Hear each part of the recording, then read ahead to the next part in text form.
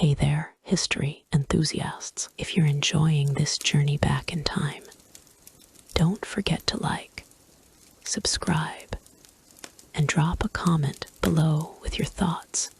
It helps us keep the stories flowing. Let's ease into the ancient world together, where the whispers of the past can lull you into a peaceful reflection. Imagine, if you will, the soft glow of dawn breaking over the ancient plains of Bihar in 5th century CE India. Here, nestled amidst the rolling hills and whispering groves, lies Nalanda, a beacon of learning under the vast umbrella of the Gupta dynasty. The air is cool and fragrant, carrying the subtle scent of sandalwood incense that curls lazily from stone altars. It's a place where knowledge flowed like a gentle river, shaping young minds in halls of weathered granite and echoing corridors. This is not a tale of battles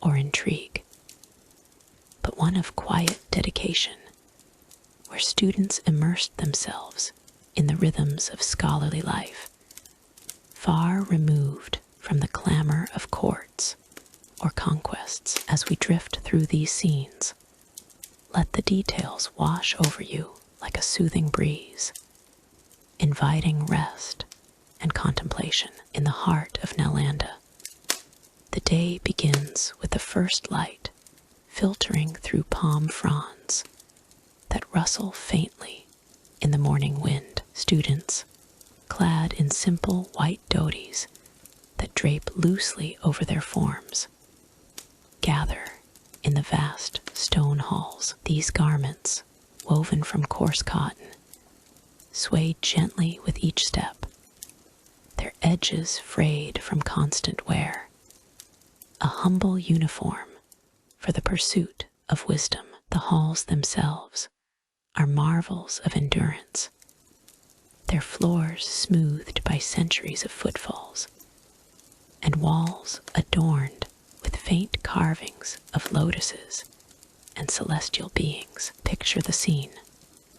Rows of young scholars, some barely in their teens, others in the prime of youth, seated cross-legged on woven mats that cushion the cool stone beneath. The air hums with a serene energy, punctuated by the distant call of peacocks echoing from the surrounding forests. The routine is one of unyielding yet peaceful rigor, a dance of discipline that starts with the rising sun. Each student rises before the dawn chorus fades, performing ablutions in the nearby ponds, where lotus flowers bob lazily on the water's surface. The water is refreshingly cool against their skin, carrying a faint, earthy aroma that mingles with the dew-kissed grass. Then they proceed to the main assembly,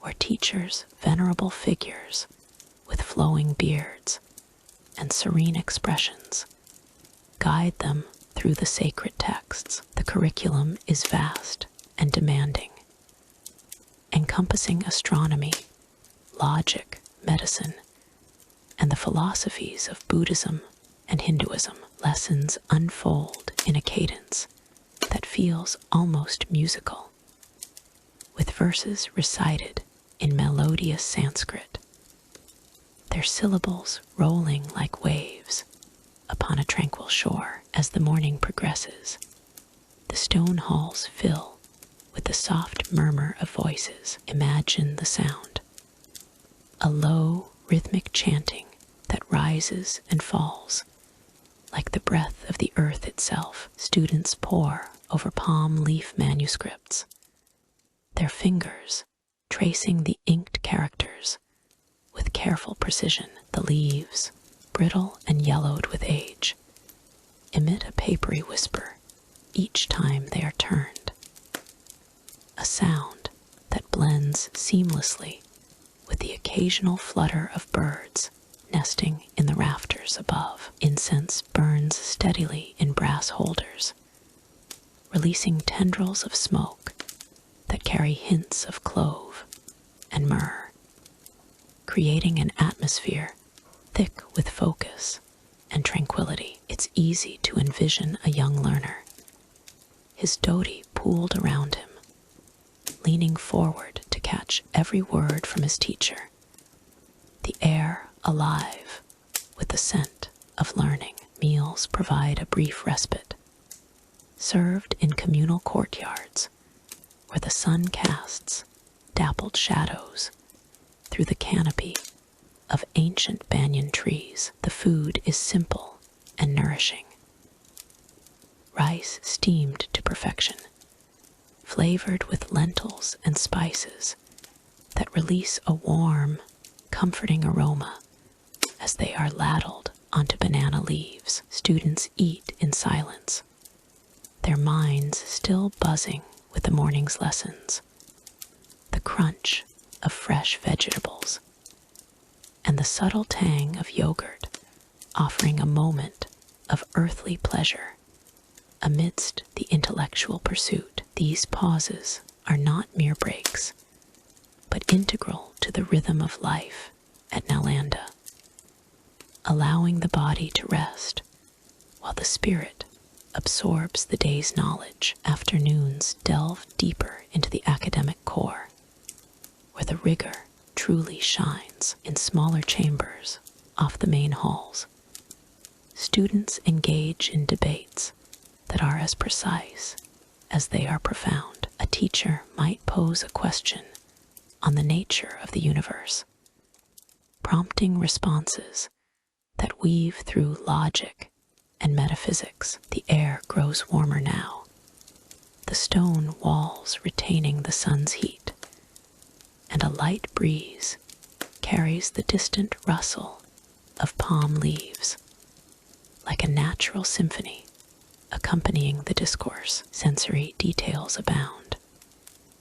The cool touch of a clay water pot against a student's lips, the faint grit of dust settling on the manuscripts, the soft glow of oil lamps flickering as evening approaches. Each element reinforces the dedication required, a gentle reminder that true wisdom demands patience and perseverance. Yet, amidst this structured beauty, there lies a mystery that adds a layer of quiet intrigue to Nalanda's story. The names of these students, the very souls who walked these halls and shaped the future, remain largely unrecorded in the annals of history. Archaeological reports from Gupta sites, unearthed through careful excavations, speak of vast dormitories that once housed thousands stone foundations and pottery shards telling tales of daily life.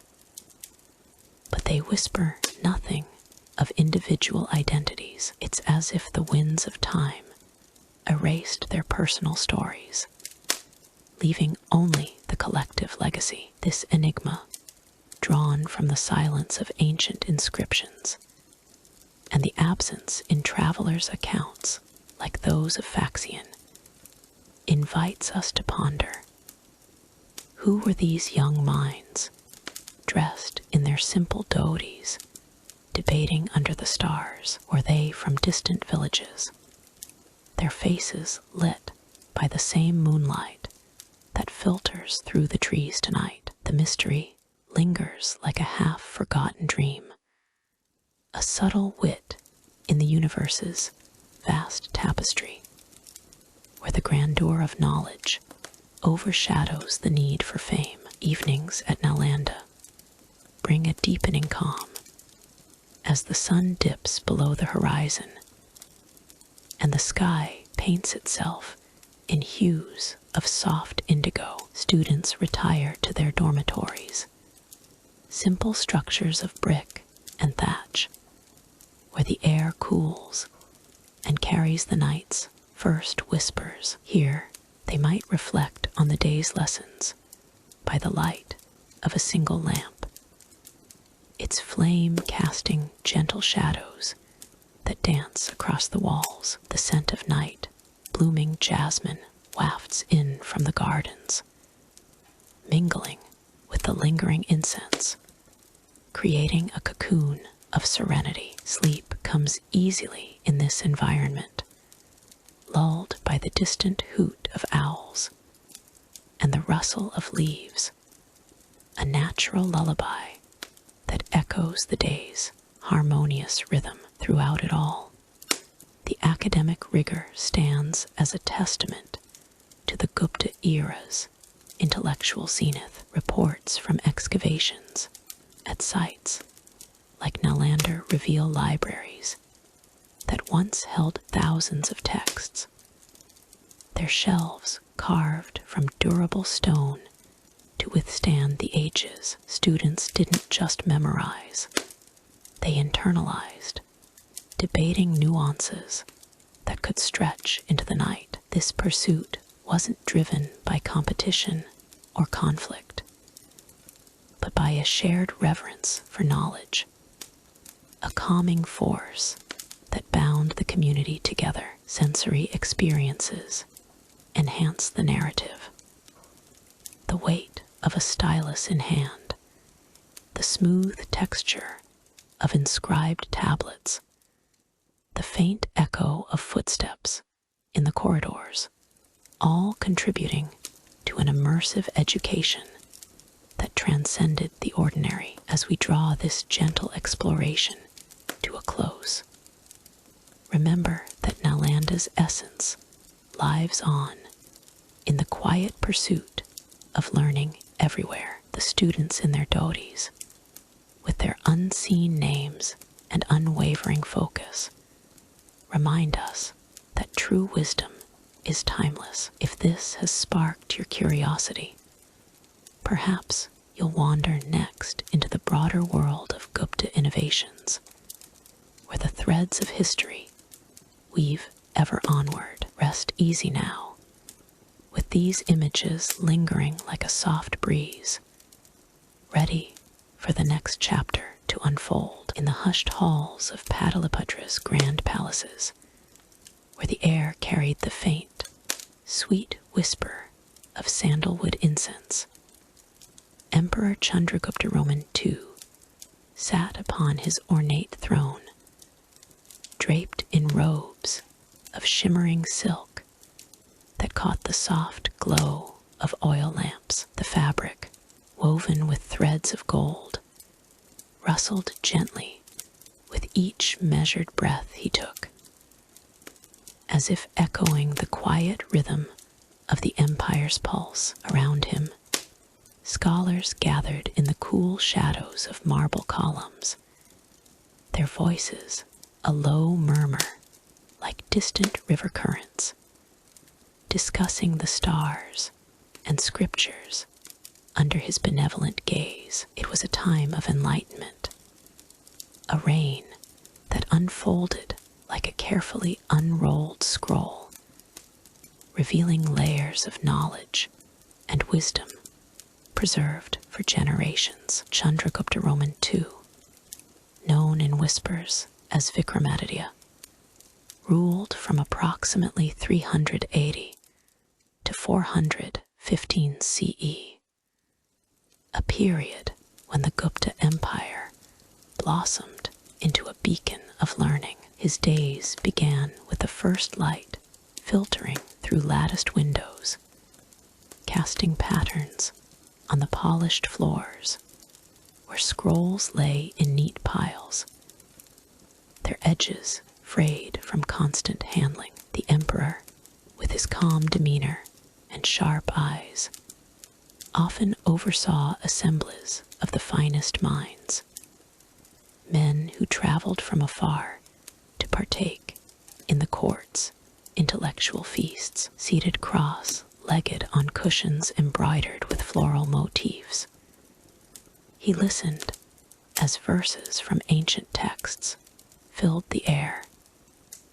The scent of ink and parchment mingling with the floral notes of jasmine blooms in nearby vases. One could imagine the soft thud of a scholar's sandal as he approached the emperor, presenting a newly inscribed tablet, its surface etched with precise Gupta script that gleamed under the lamplight. Chandragupta's patronage extended far beyond mere curiosity. It was a deliberate cultivation of knowledge, drawing from inscriptions like those found at Allahabad and Udayagiri, which spoke of his ancestors' legacies, while heralding his own contributions. He supported astronomers who charted the heavens with instruments of bronze and wood, their calculations echoing in the quiet rooms like the steady drip of water from a fountain. The emperor's silk sleeves brushed against the scrolls as he leaned forward, his voice a soothing baritone, offering subtle encouragements that sparked further inquiry. In those palaces, the air was always thick with the aroma of sandalwood and myrrh, burned in brass holders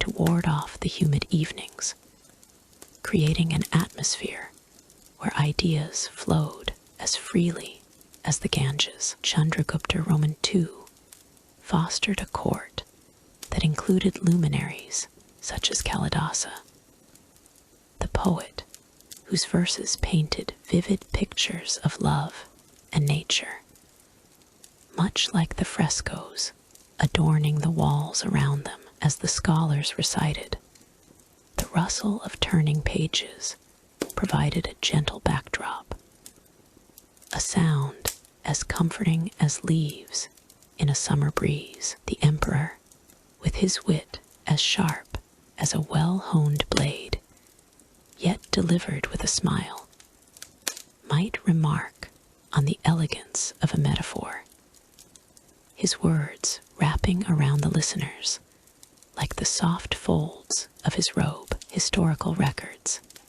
etched into stone pillars and copper plates, reveal how Chandragupta's support for learning transformed Pataliputra into a hub of intellectual pursuit. Inscriptions from his era, such as those at Iran and Sanchai, describe the establishment of libraries and academies, where texts on mathematics, medicine, and philosophy were meticulously copied and studied. One might picture the emperor strolling through these halls at dusk, the cool stone floors beneath his feet, as scholars debated the intricacies of Aryabhata's astronomical treatises. The faint scent of turmeric and herbs from nearby scriptoriums added to the sensory tapestry,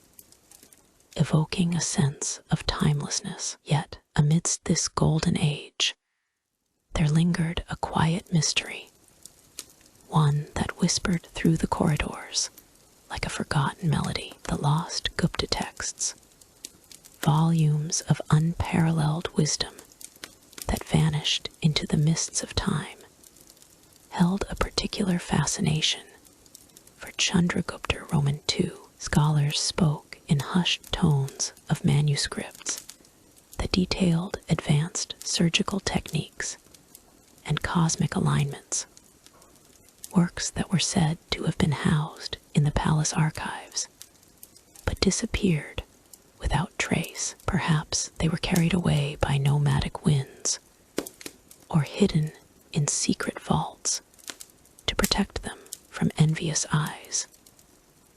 Their contents, now only speculated upon in the dim light of evening gatherings. The emperor, with his detached curiosity, pondered these losses, his fingers tracing the edges of existing scrolls, as if seeking clues in their texture. The palaces themselves were a symphony of sensations.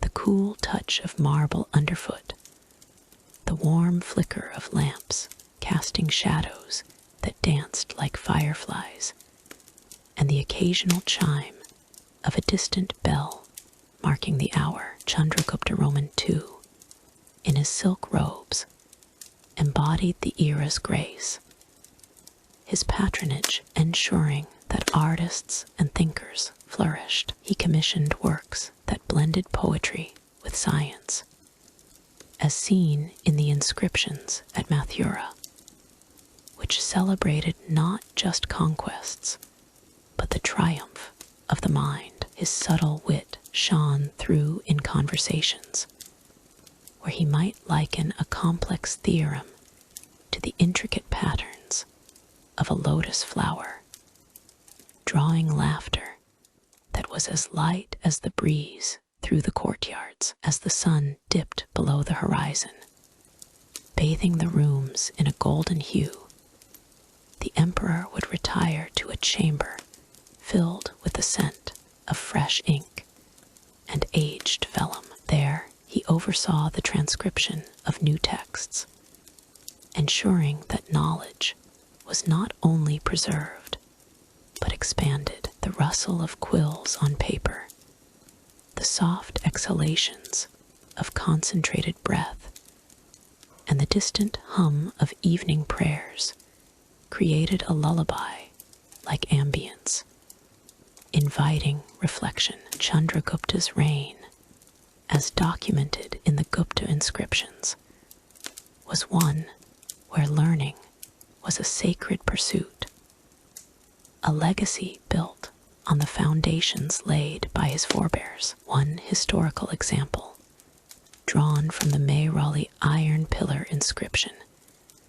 hints at the empire's intellectual heights under his rule, where metallurgy and astronomy intertwined. Scholars, guided by his support, explored the stars with telescopes of polished metal, their findings recorded in scrolls that smelled of the earth from which their materials were derived. The emperor's presence was a steady anchor, his silk-clad form a symbol of stability amidst the flow of ideas. Yet the mystery of the lost texts persisted, a gentle enigma that added depth to the narrative of his era. What secrets might those vanished pages hold? Treatises on herbal remedies that could soothe the soul, or maps of celestial paths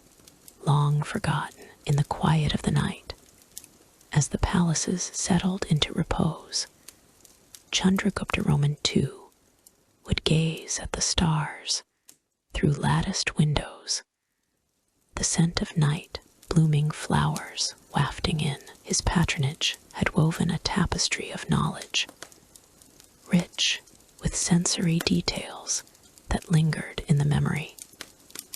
The cool weight of a stone tablet, the warm glow of a lamp, the rhythmic cadence of scholarly debate. It was a reign that whispered of possibilities, where the mind's expanse rivaled the empire's borders. Through it all, the lost Gupta texts remained a subtle undercurrent, a mystery that invited contemplation rather than alarm. Perhaps in some hidden alcove, a scroll waited to be rediscovered, its pages whispering tales of innovation and insight. As the emperor's days drew toward their close, the palaces of Pataliputra stood as testaments to his vision, a soothing reminder of an age where learning reigned supreme. And so, as the lamps dimmed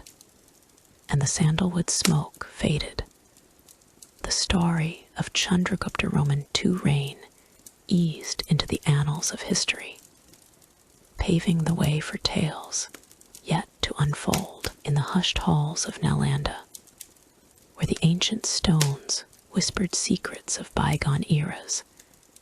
The air hung thick with the scent of aged parchment and flickering oil lamps. It was the 5th century CE, a time when the Gupta Empire's golden threads wove through the fabric of knowledge, and scribes moved like shadows in the dim light, dressed in simple dhotis of soft cotton.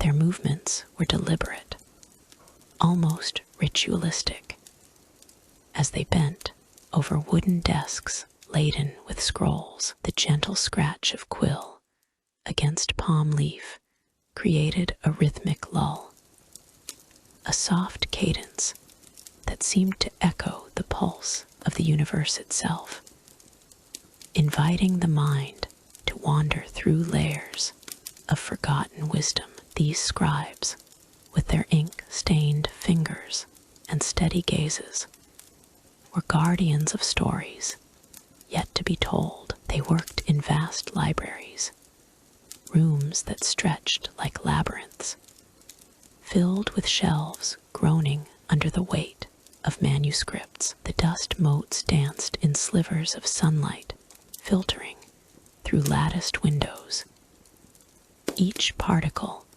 a silent witness to the labor of preservation. One might imagine the cool stone floors beneath bare feet, smooth from centuries of footfalls, or the faint aroma of sandalwood incense that mingled with the earthy tang of ink made from soot and gum. Their task was not hurried. It was a meditation, a dance of light and shadow, where each copied line held the potential to illuminate the darkness of ignorance. The texts they copied served many purposes, woven into the very soul of Gupta society. These were not mere records. They were vessels of philosophy, medicine, astronomy, and the arts, drawn from treatises that echoed the empire's intellectual zenith. Archaeological reports from sites like Nalanda and nearby excavations reveal how such manuscripts, often inscribed on durable birch bark or palm leaves, aimed to preserve the Vedas, the works of Kalidasa, and the insights of early mathematicians like Aryabhata. In this era, knowledge was a communal treasure, meant to guide rulers, healers, and scholars alike. A scribe might pause, his quill hovering, to ensure the accuracy of a verse on herbal remedies, knowing it could save lives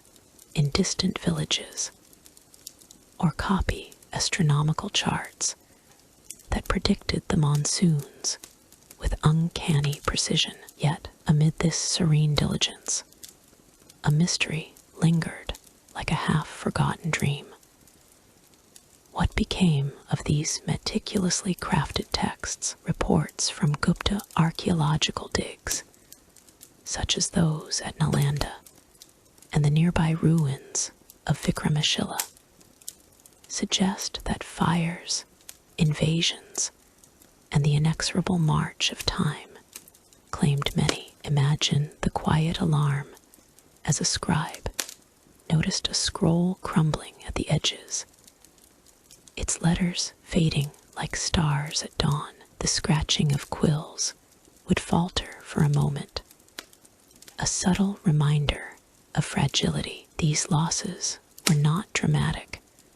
They unfolded gradually, with the stealth of a river eroding its banks. One text, perhaps a lost commentary on the Bhagavad Gita, might have detailed ethical dilemmas in governance, its pages now reduced to whispers in the wind. The unknowns tease the imagination. Were they hidden in secret vaults to protect them from marauders? Or did monsoon floods wash them away in the dead of night. In the libraries, the scribe's world was one of sensory harmony, the soft rustle of turning pages, blended with the distant chant of monks reciting sutras, creating a symphony that soothed the spirit. One could almost feel the warmth of the lamp's glow on one's skin, a gentle heat that chased away the cool evening breeze wafting through the arches. Their dhotis, tied loosely around their waists, swayed with each careful motion, the fabric whispering against the wood as they reached for fresh ink pots. Subtle wit colored their work. A scribe might chuckle inwardly at a poetic metaphor in a text on logic, thinking how life's ironies mirrored the twists of an argument. Yet he shared it not, preserving the calm. Historical accounts, pieced together from artifacts unearthed in the 19th and 20th centuries, paint a picture of Nalanda as a beacon of learning, supported by imperial patronage. Yet the mystery deepens when considering the gaps in our knowledge. Why did certain texts vanish while others endured? Perhaps it was the selective destruction during later invasions, as noted in reports from the Archaeological Survey of India, where fragments of clay seals and inscribed stones hint at a once vast collection. A particular scroll on metallurgy, detailing the secrets of Wootz steel that made Gupta swords legendary, might have been lost to time. Its formulas, now mere echoes in forge fires long extinguished. The purposes of these texts were profound: to advance human understanding, to heal the body and mind, and to foster a society where knowledge bridged the divine and the mundane. As evening descended, the scribes would light more lamps, their flames flickering like fireflies in the gathering dusk. The air grew cooler, carrying the faint scent of night blooming jasmine from the courtyard gardens. One might hear the soft sigh of a page being set aside, the quill laid to rest, as the mystery of the lost texts wove itself into the tapestry of their thoughts. What if those vanished manuscripts held keys to unresolved puzzles, like the exact methods for ancient surgical procedures described in Sushruta's works? Archaeological findings suggest such texts were copied with reverence, yet their absence leaves us pondering the intangibles, the ideas that slipped through the cracks of history. The calm persisted, unbroken by haste. A scribe's hand, calloused yet graceful, would trace the curves of Devanagari script, each stroke a testament to patience. The dust on the scrolls, fine and powdery, settled on their dhotis like a second skin, a reminder of the ages they preserved. In moments of quiet reflection, one could sense the subtle wit of the universe, how knowledge, like a river, flows and ebbs, leaving behind fertile banks for new growth. Reports from excavations at sites like Beta and Sarnath corroborate this, revealing pottery shards with inscriptions that echo the literary style of Gupta texts, yet offer no full answers. Delving deeper, the mystery unfolds with a gentle intrigue. Why were some texts deemed too sacred for widespread copying, relegated to oral traditions that faded with the tellers? Sensory details bring it alive. the metallic tang of the inkwell, the smooth glide of the quill's nib, the faint creak of the desk under steady pressure, perhaps a lost treatise on music theory, with notations for ancient ragas, vanished because its melodies were meant for the ears of the gods alone. Historical accuracy, drawn from reliable sources like the accounts of Chinese traveler Faxian, who visited India in the early 5th century, underscores the empire's scholarly vibrancy, yet leaves the losses shrouded in enigma. As the night deepened, the scribes would gather their tools, their dhotis now dusted with the day's labor, the purposes of the texts to enlighten, to preserve, to connect lingered in the air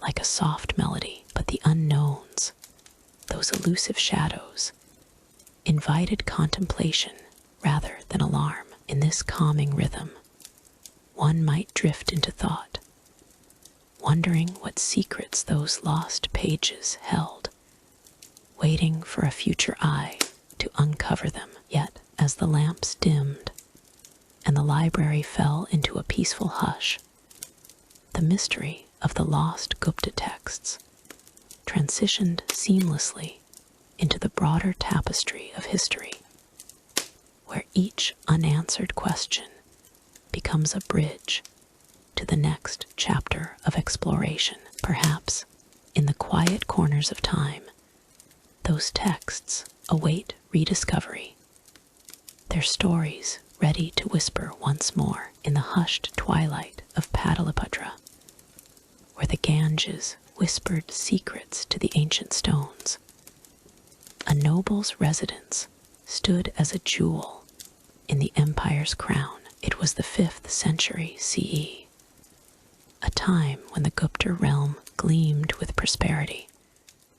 And within these walls, life unfolded like a delicate tapestry, woven from silk and gold. Imagine entering through arched gateways, adorned with intricate carvings of lotus blooms and mythical beasts. The air heavy with the scent of jasmine and sandalwood. Here, in halls of polished marble, veined with whispers of pink and gray, the nobles of the court moved with graceful ease, their silk dhotis rustling like autumn leaves in a gentle breeze. The day began slowly, as the first rays of sun filtered through latticed windows, casting a warm glow over rooms filled with treasures from distant lands. A noble, perhaps named Aryavarta, would rise from his bed of embroidered cushions, the fabric soft against his skin, embroidered with threads of gold that caught the light like fireflies at dusk. His attendants, clad in simple linens, moved with quiet deference, offering basins of rose-scented water for his ablutions. The residence, built upon the foundations of earlier empires, echoed the grandeur of Gupta architecture, with columns rising like ancient trees, their capitals carved into the shapes of elephants and lions, symbols of strength and wisdom, drawn from excavation reports of sites like Beta and Sarnath. As morning deepened, the halls filled with the soft murmur of conversation and the distant plucking of a veena, its strings vibrating like a heartbeat in the cool air. Aryavarta, his dhoti draped elegantly around his waist and secured with a jeweled clasp, would make his way to the dining hall, where the marble floors gleamed underfoot, cool and smooth as river stones. Here, opulence reigned supreme, a reflection of the empire's wealth, as documented in the findings from Gupta era sites, tables of dark teak inlaid with ivory and lapis lazuli bore platters of delicacies.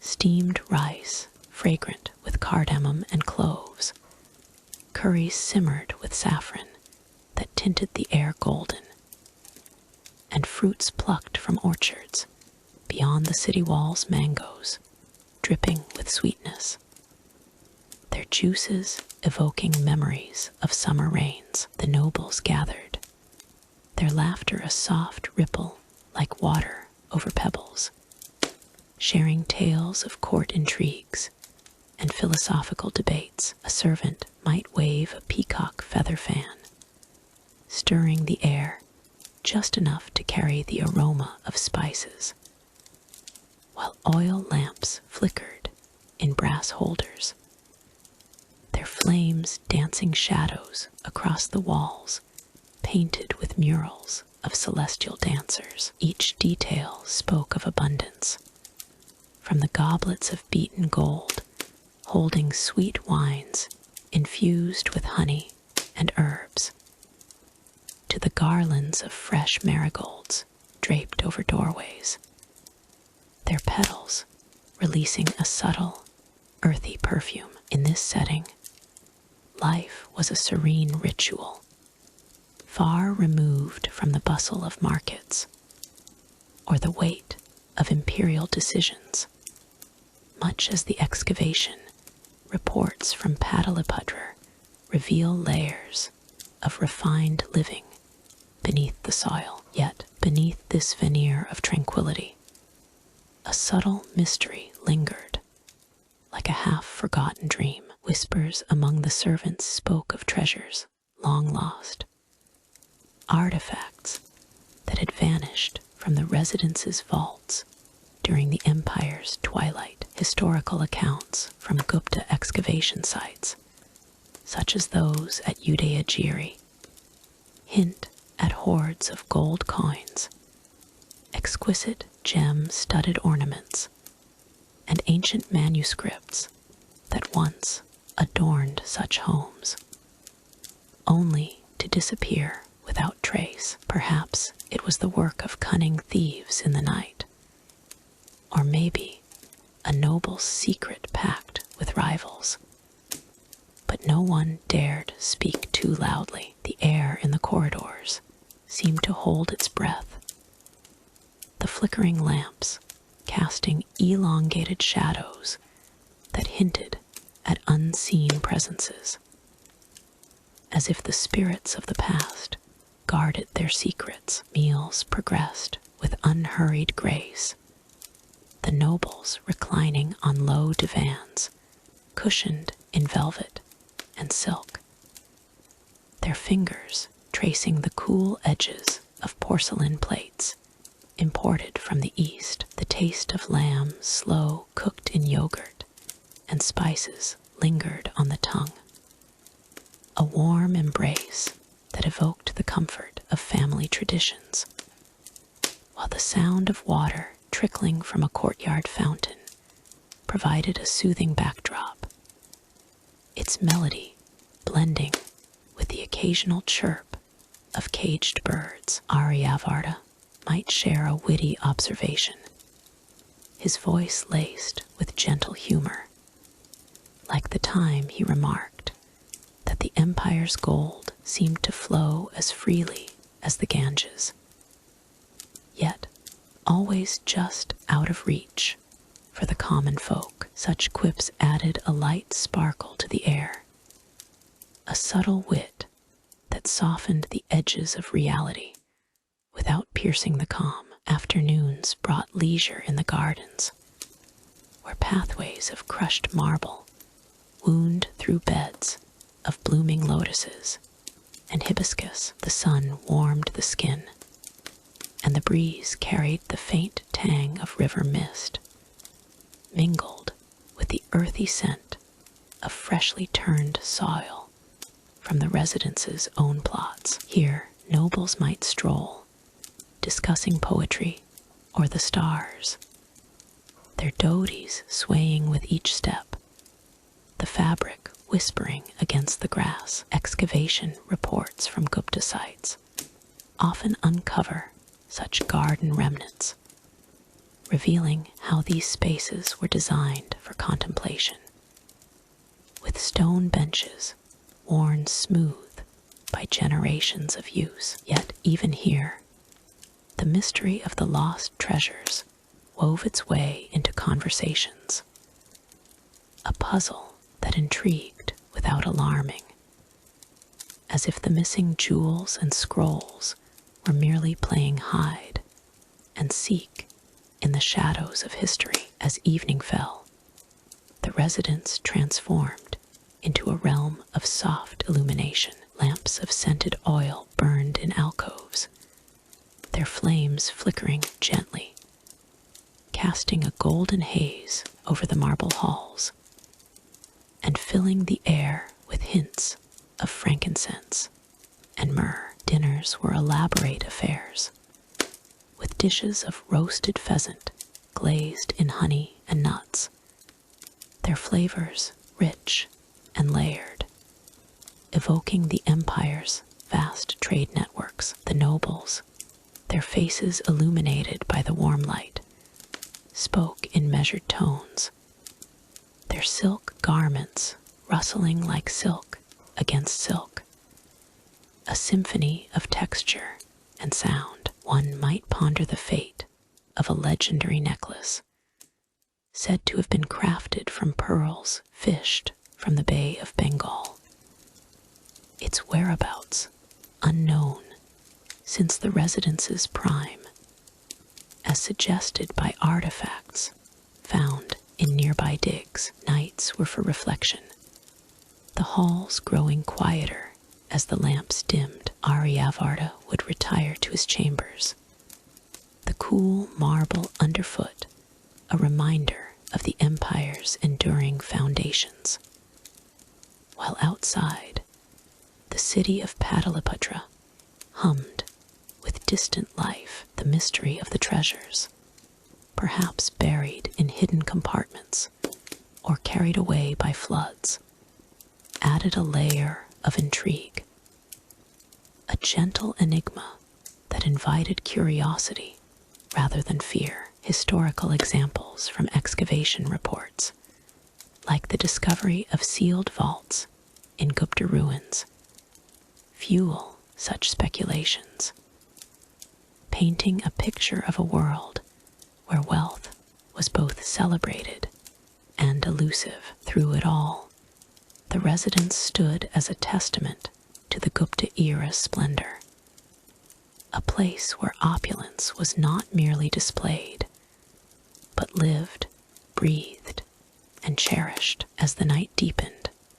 the flickering lamps seemed to whisper promises of tomorrow, their light a soft lull that eased the mind into repose. And so, as this tale of ancient elegance draws to a close, one might wonder what secrets the dawn will uncover, leading gently toward the next chapter of history's grand narrative. In the soft glow of dawn, where the ancient courtyards of Nalanda University stretched like quiet ponds under the vast Indian sky, students of the Gupta dynasty era began their days with a rhythm as steady as the river's flow. It was the 5th century CE, a time when knowledge bloomed amidst the red sandstone walls, and young scholars,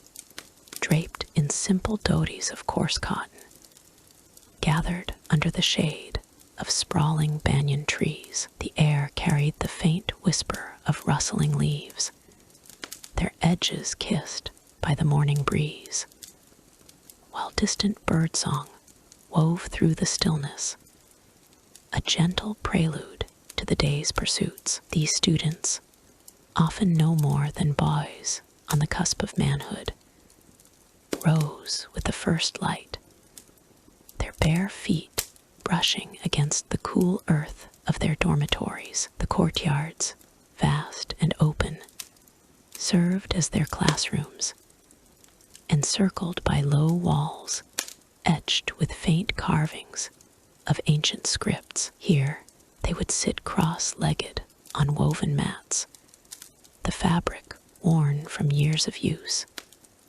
As the sun climbed higher and cast a warm hue over their figures, a student might adjust his dhoti, the cloth folding neatly around his waist, before reaching for a slate blackened with chalk dust that lingered in the air like a fine mist, tickling the nose and settling on fingertips. Their routines unfolded with a serene predictability, drawn from the monastic traditions preserved in Nalanda's records. Mornings began with ablutions at the communal wells, where the splash of water against stone echoed softly, mingling with the earthy scent of wet soil. After, they partook in a simple meal of rice gruel and lentils, served in clay bowls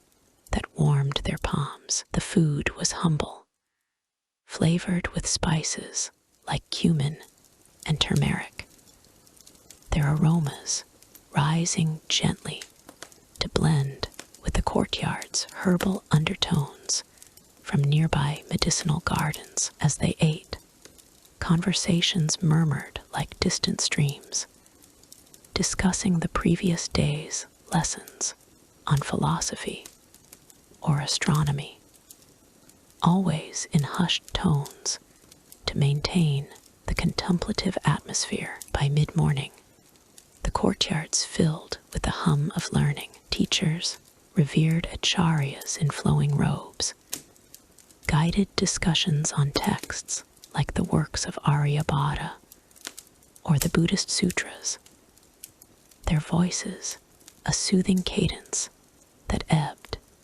and flowed like waves on a tranquil lake. Students inscribed notes on palm leaves with sharpened styluses, the scratching sound a soft counterpoint to the rustle of leaves overhead. One might pause to wipe away chalk dust from his dhoti, the fine particles catching the sunlight and sparkling briefly before dissipating, a reminder of the tangible effort woven into their studies. The air grew warmer, carrying hints of blooming jasmine from the university's fringes, its sweet fragrance inviting a moment of pause amidst the intellectual rigor. Afternoons brought a shift in pace. As the sun reached its zenith and the courtyards basked in golden light, students retreated briefly for rest, lying on their mats under the dappled shade, where the breeze carried whispers of far-off chimes from the monastery's bells. Some wandered to the nearby groves for solitary reflection, the crunch of gravel underfoot mingling with the occasional call of a peacock, its vibrant feathers a splash of color against the muted greens. Meals were light, perhaps a handful of fruits like mangoes, their juicy sweetness bursting forth with each bite, or roasted chickpeas that crackled softly between teeth. These interludes allowed for quiet camaraderie, where a subtle wit emerged in shared jests about a misplaced scroll or a tricky mathematical puzzle, lightening the day's weight without disrupting the calm. Evenings descended like a gentle veil, softening the courtyard's edges with lengthening shadows. As the sky turned from azure to deep indigo, students reconvened for evening prayers or recitations, their voices blending in harmonious chants that echoed off the stone pillars, the scent of incense wafted through the air, its woody smoke curling lazily, evoking a sense of timelessness. Lamps flickered to life, casting a warm glow on their dodies, the fabric now dusted with the days, remnants, traces of chalk and earth that spoke of hours spent in pursuit of wisdom. Here, in these fading hours, the routines took on a lullaby like quality, each action a thread in the fabric of their disciplined lives. Yet, woven through this orderly tapestry was a quiet mystery, one that lingers in the unrecorded schedules of Nalanda's students. The ancient records, preserved in fragments from travelers like Faxian and later chroniclers, detail the structured hours of study and prayer with meticulous care. But gaps remain, shadowy intervals where the day's flow is not fully captured. Perhaps these were moments of personal contemplation, when a student might slip away to a secluded corner of the courtyard, the grass cool beneath his feet, and gaze at the stars emerging one by one. Or maybe they involved unspoken rituals, like the secret sharing of forbidden texts under the cover of dusk, their pages rustling like hidden confessions. The mystery lies not in grand adventures, but in these elusive pockets of time, where the rustle of leaves might mask a whispered debate, or a moment of silent insight. Historical accounts from Nalanda suggest that such unrecorded elements were deliberate, a nod to the inner journey of learning that defies documentation, leaving modern imaginations to wander through the possibilities. As the night deepened, students retired to their dormitories, the courtyards emptying like a breath released. The air grew cooler, carrying the faint scent of dew-kissed earth and lingering incense, a soothing balm after the day's endeavors. One might lie awake, listening to the distant hoot of an owl, its call a soft punctuation to the silence, pondering the day's lessons and the unseen threads of their routines. In these final hours, the mystery of the unrecorded schedules added a layer of intrigue, a subtle wit to the predictability, as if the universe itself conspired to keep some secrets for the stars to hold. Through it all, the students' lives embodied the essence of Gupta-era Nalanda, a beacon of knowledge in a world of flux. The courtyards, with their sensory symphony of chalk dust, settling like whispers and leaves, murmuring ancient tales, offered a sanctuary where routine and mystery intertwined, drawing from the reliable chronicles of Nalanda's monastic life, such as those referenced in the accounts of Chinese pilgrims. We glimpse a world where every sunrise brought not just lessons, but a deeper harmony with the cosmos. The gentle patter of rain on stone during monsoon evenings, or the warm embrace of a winter fire's glow on chilled skin, enriched these routines, making each day a tapestry of sensation and thought. In the quiet hours before sleep, as the courtyards lay bathed in moonlight, one could almost hear the faint echo of those uncharted moments, a rustle here, a shadow, their inviting reflection on the impermanence of all schedules. And as this glimpse into their world fades, it paves the way for tales yet unfold, where the echoes of Nalanda continue to resonate in the ancient halls of Nalanda, where the warm breeze whispered through carved stone arches. Young students of the Gupta era gathered under the soft glow of oil lamps, dressed in simple dhotis of faded cotton, their bare feet padding silently on cool, polished floors. They formed circles around revered teachers. The air carried a faint, earthy scent of sandalwood and aged manuscripts, mingling with the gentle rustle of turning pages. Here, in the heart of the 5th century CE, learning unfolded like a quiet river, flowing with the rhythms of repetition and reflection, drawing minds toward the vast expanse of knowledge. The students, mostly boys from distant villages and far-off kingdoms, sat cross-legged on woven mats, their postures straight yet relaxed, as if the very act of sitting evoked a meditative calm. They recited sacred texts from the Vedas and Buddhist sutras,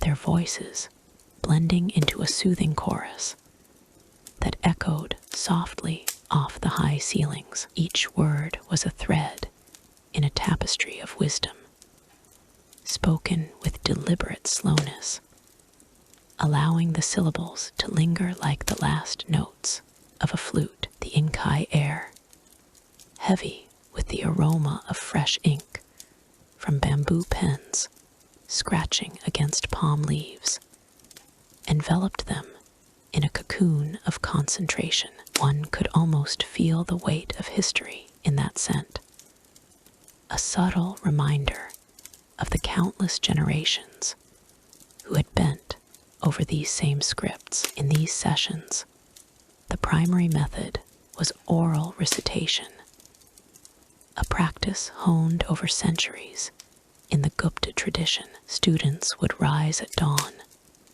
their dhotis neatly tied, and begin with group chanting to synchronize their thoughts and voices. A teacher, often a learned monk with a serene demeanor, would guide them through passages of logic and philosophy, drawing from texts like the Nyaya Sutras or the works of Aryabhata. The rhythm of their recitations was hypnotic, a gentle wave that rose and fell, carrying listeners into a state of tranquil focus. Subtle wit infused the lessons. A teacher might pause to quip about a misplaced syllable, comparing it to a bird forgetting its song, eliciting soft chuckles that dissolved back into silence. Yet, beyond the visible routines of recitation, there lay deeper methods, techniques passed down through whispers and gestures, never fully captured in the stone inscriptions or copper plates of the time. Historians speak of these as the unrecorded arts, mysteries that danced just out of reach of the written word. For instance, some accounts from the Chinese traveler Faxian, who visited India during the Gupta period, hint at mnemonic devices that allowed students to visualize complex concepts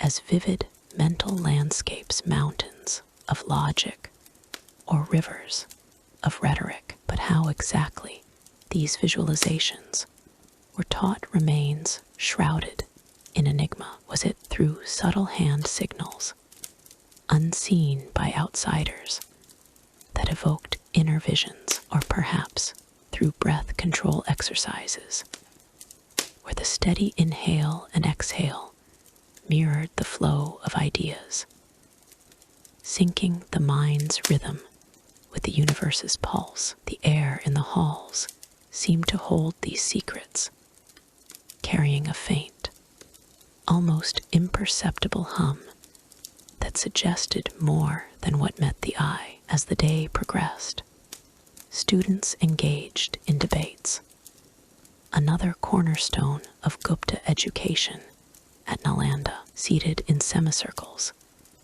they would challenge one another with questions on metaphysics or astronomy, their voices rising and falling like the tide, yet always maintaining a harmonious tone. The sensory world amplified the experience.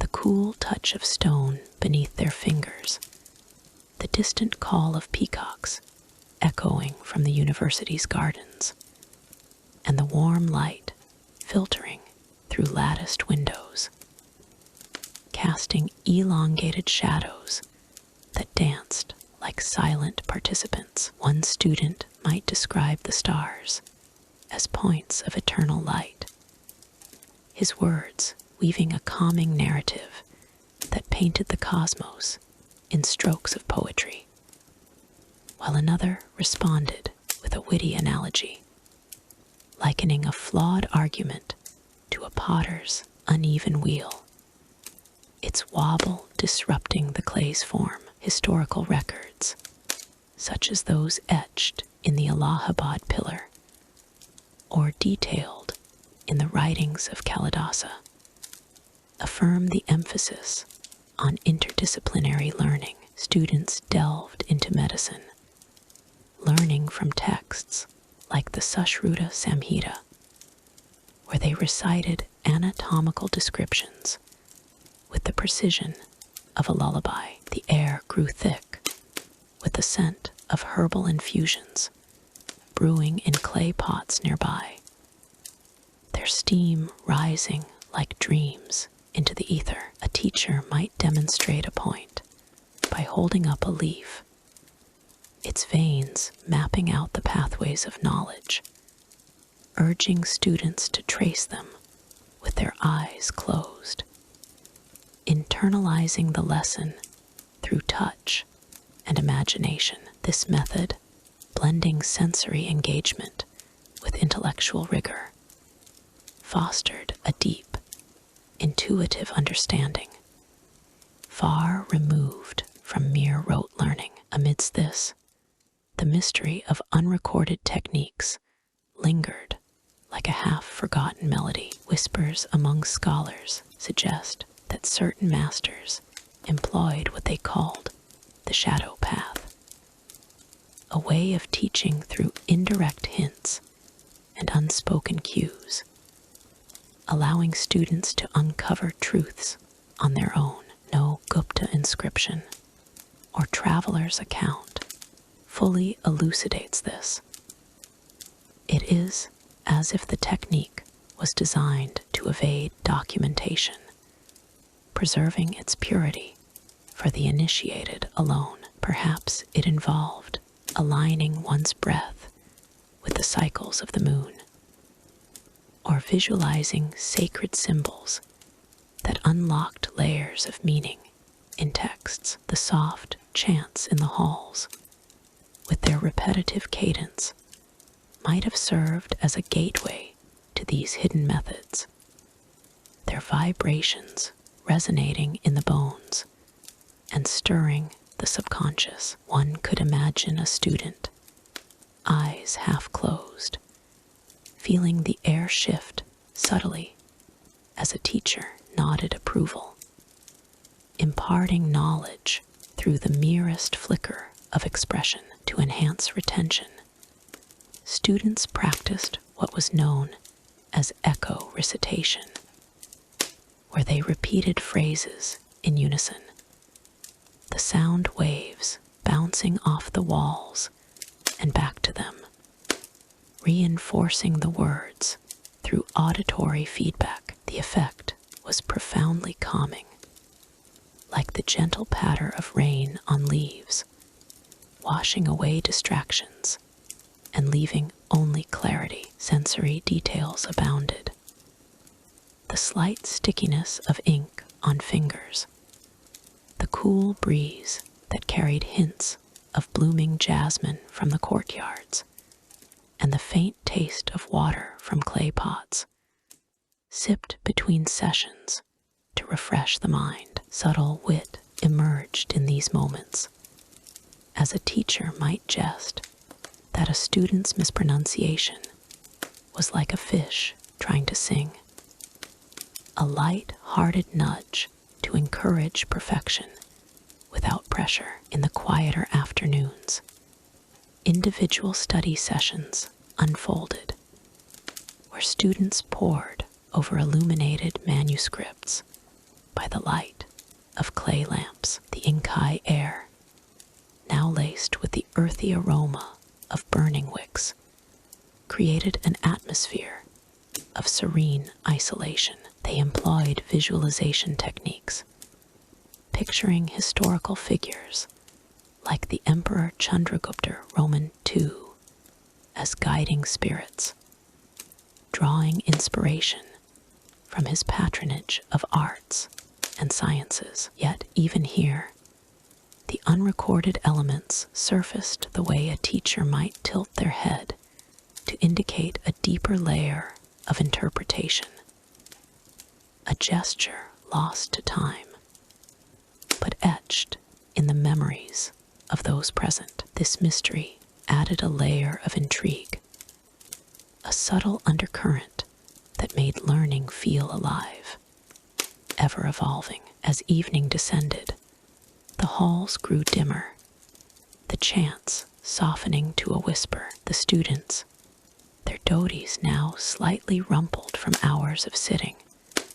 reflected on the day's lessons, their minds like still ponds rippling with new insights. The sensory tapestry wove together, the warmth of shared breath, the distant toll of a bell marking the hour, and the overarching calm that enveloped Nalanda like a protective veil. In this era, education was not merely acquisition, but a journey into the self, guided by methods both seen and unseen. Through these practices, the Gupta students of Nalanda forged paths of enlightenment that echoed far beyond their time. Yet, as the stars began to twinkle above the university's spires, one couldn't help but ponder the lost techniques, those elusive arts that slipped through the fingers of history. What wonders might they have held, waiting to be rediscovered in the quiet corners of forgotten lore? As this chapter of learning draws to a close, the mind turns toward what lies ahead, where the threads of knowledge continue to weave their intricate patterns. In the hushed halls of Nalanda, where the golden light of a 5th century afternoon filtered through carved wooden lattices, young students sat cross-legged on woven mats, their white dhotis draped neatly over their laps like whispers of ancient rivers. The air carried the faint, earthy scent of palm leaves stacked in neat piles, each one a canvas waiting for the dance of knowledge. Here, amidst the vast library's shadows, the students tended to their writing tools with a quiet reverence, their fingers moving in rhythms as old as the Ganges itself. These tools were the companions of learning, simple yet ingenious, crafted from the bounty of the Gupta lands. At the heart of their arsenal was the reed pen, slender and flexible, harvested from the riverbanks where tall grasses swayed in the breeze. Unlike the quills of distant realms, these reeds were not feathers plucked from birds, but stalks honed to a fine point, their tips sharpened with care on smooth grinding stones. A student named Arjun, his dhoti's edge frayed from hours of sitting, would take a reed in hand, its surface cool and slightly rough against his skin. He placed it against a flat stone, worn from generations of use, and began to grind it gently. The soft, scraping sound, like a lullaby, echoing through the room. The stone, perhaps quarried from the Vindhya Hills, as archaeological finds from sites like Beta suggest, released a fine dust that settled on his fingers, carrying a mineral tang that mingled with the library's musty air. Beside him, another student, a boy called Dev, worked on his inkwell. A small earthen pot glazed with a sheen that hinted at the potter's skill. The ink itself was a marvel, derived from soot collected from oil lamps, or the charred remains of lampblack, mixed with gum from acacia trees to bind it just right. Dev ground the ingredients on a stone slab, the motion rhythmic and soothing, like the sway of a boat on calm waters. As he pressed the pestle down, a whisper of warmth rose from the friction, and the air filled with the subtle, smoky aroma of the mixture. Tiny particles danced in the light, settling like forgotten stars on the mat beneath him, reminding one of the archaeological remnants unearthed at sites like Sanchai, where similar inkstones have been found, etched with the passage of time. The students' dhotis, tied loosely at the waist, brushed against the tools as they leaned forward, their movements deliberate and unhurried. One might imagine the fabric's soft weave catching a stray fiber from a palm leaf.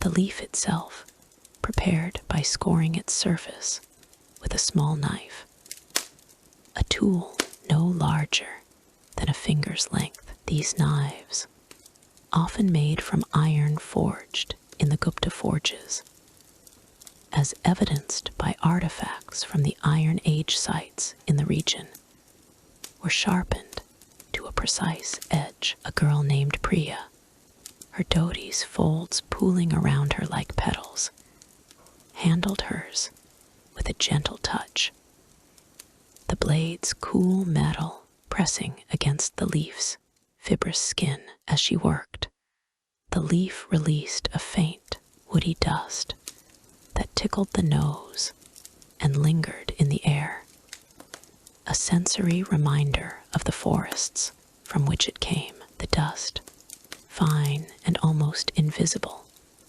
settled on her dhoti, creating patterns that seemed to tell stories of their own, much like the palm leaf manuscripts discovered in the ruins of Nalanda, preserved fragments that speak of a world long past. Yet it was not just the tools themselves that held fascination, but the way they were arranged and used, each piece fitting into a system as intricate as the stars above. The writing surface, always a palm leaf, was bound with cords made from jute or hemp, their textures rough yet comforting under the fingers. Arjun, pausing from his reed sharpening, would thread a cord through the holes punched in the leaf's edge, the cord's fibers whispering against his skin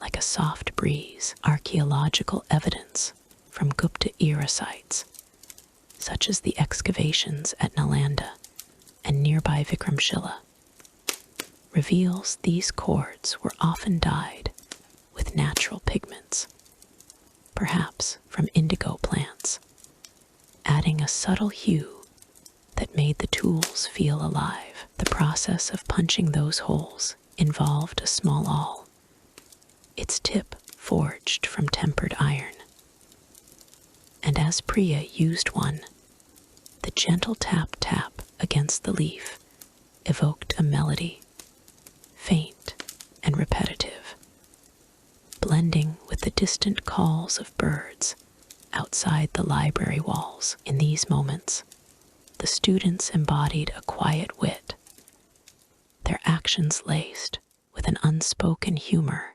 at the tool's quirks. Dev might chuckle softly to himself as his inkwell tipped slightly, a droplet escaping to form an unintended pattern on the mat, like a playful script from the gods. Ah, the reed's rebellion, he might murmur, his voice a low hum, acknowledging how even the most reliable tools had their mischievous ways. Such subtleties, drawn from the historical context of Gupta craftsmanship, added a layer of charm to their work, reminding one that innovation often came with a smile. But woven through this serene routine was a mystery that lingered like mist over the river, the enigma of lost tool designs. Whispers among the scholars spoke of advanced mechanisms,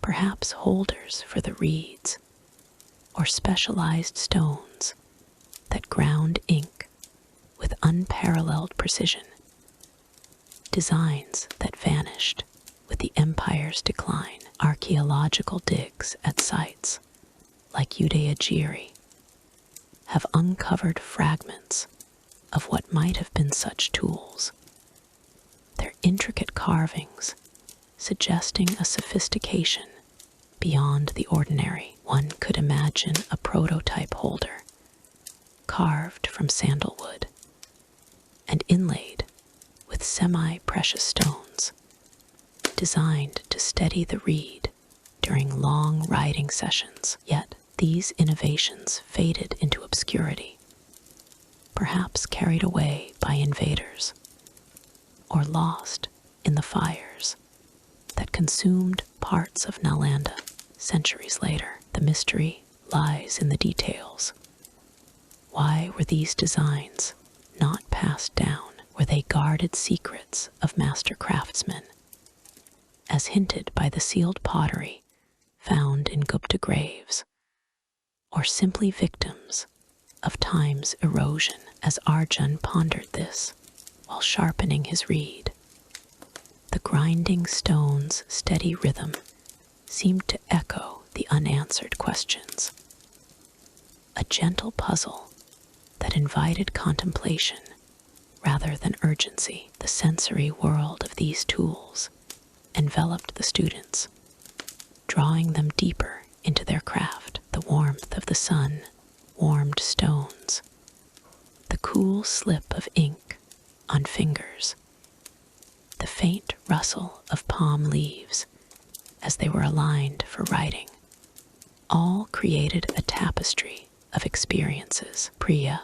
her dhoti's hem dusted with leaf particles, might close her eyes for a moment, inhaling the blend of scents, the earthy grind of the stone, the woody tang of the leaves, and the subtle sharpness of the ink. It was as if the tools themselves whispered secrets of the past, their textures and sounds a bridge to the Gupta era's ingenuity. Historical accounts, corroborated by finds from excavations at places like the ancient city of Pataliputra, reveal that these tools were not mere utilities, but extensions of the mind. A particular grinding stone, perhaps similar to those unearthed with faint engravings, might have been used for multiple purposes,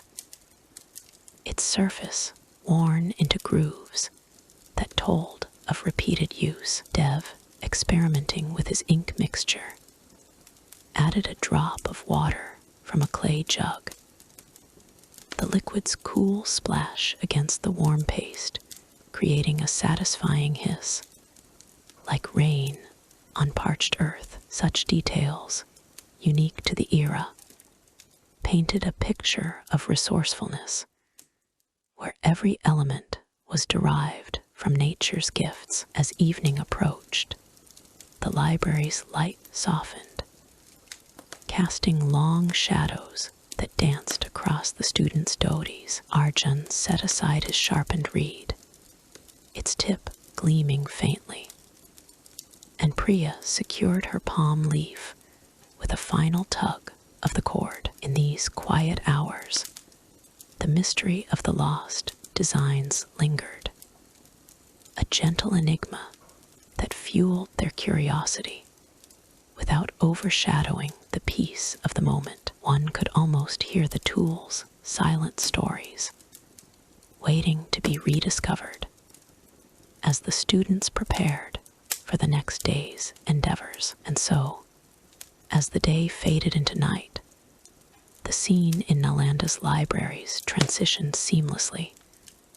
The students' careful work, a prelude to the broader tapestry of knowledge, where tools and minds intertwined in the eternal quest for understanding. In the hushed glow of twilight at Nalanda, where ancient stone walls cradled the whispers of learning, a group of students gathered in the simple dormitory halls. These young scholars, draped in the soft folds of white dhotis that swayed gently with each step, moved with the quiet rhythm of shared purpose. The air carried the faint scent of sandalwood from nearby altars, mingling with the earthy aroma of freshly cooked rice.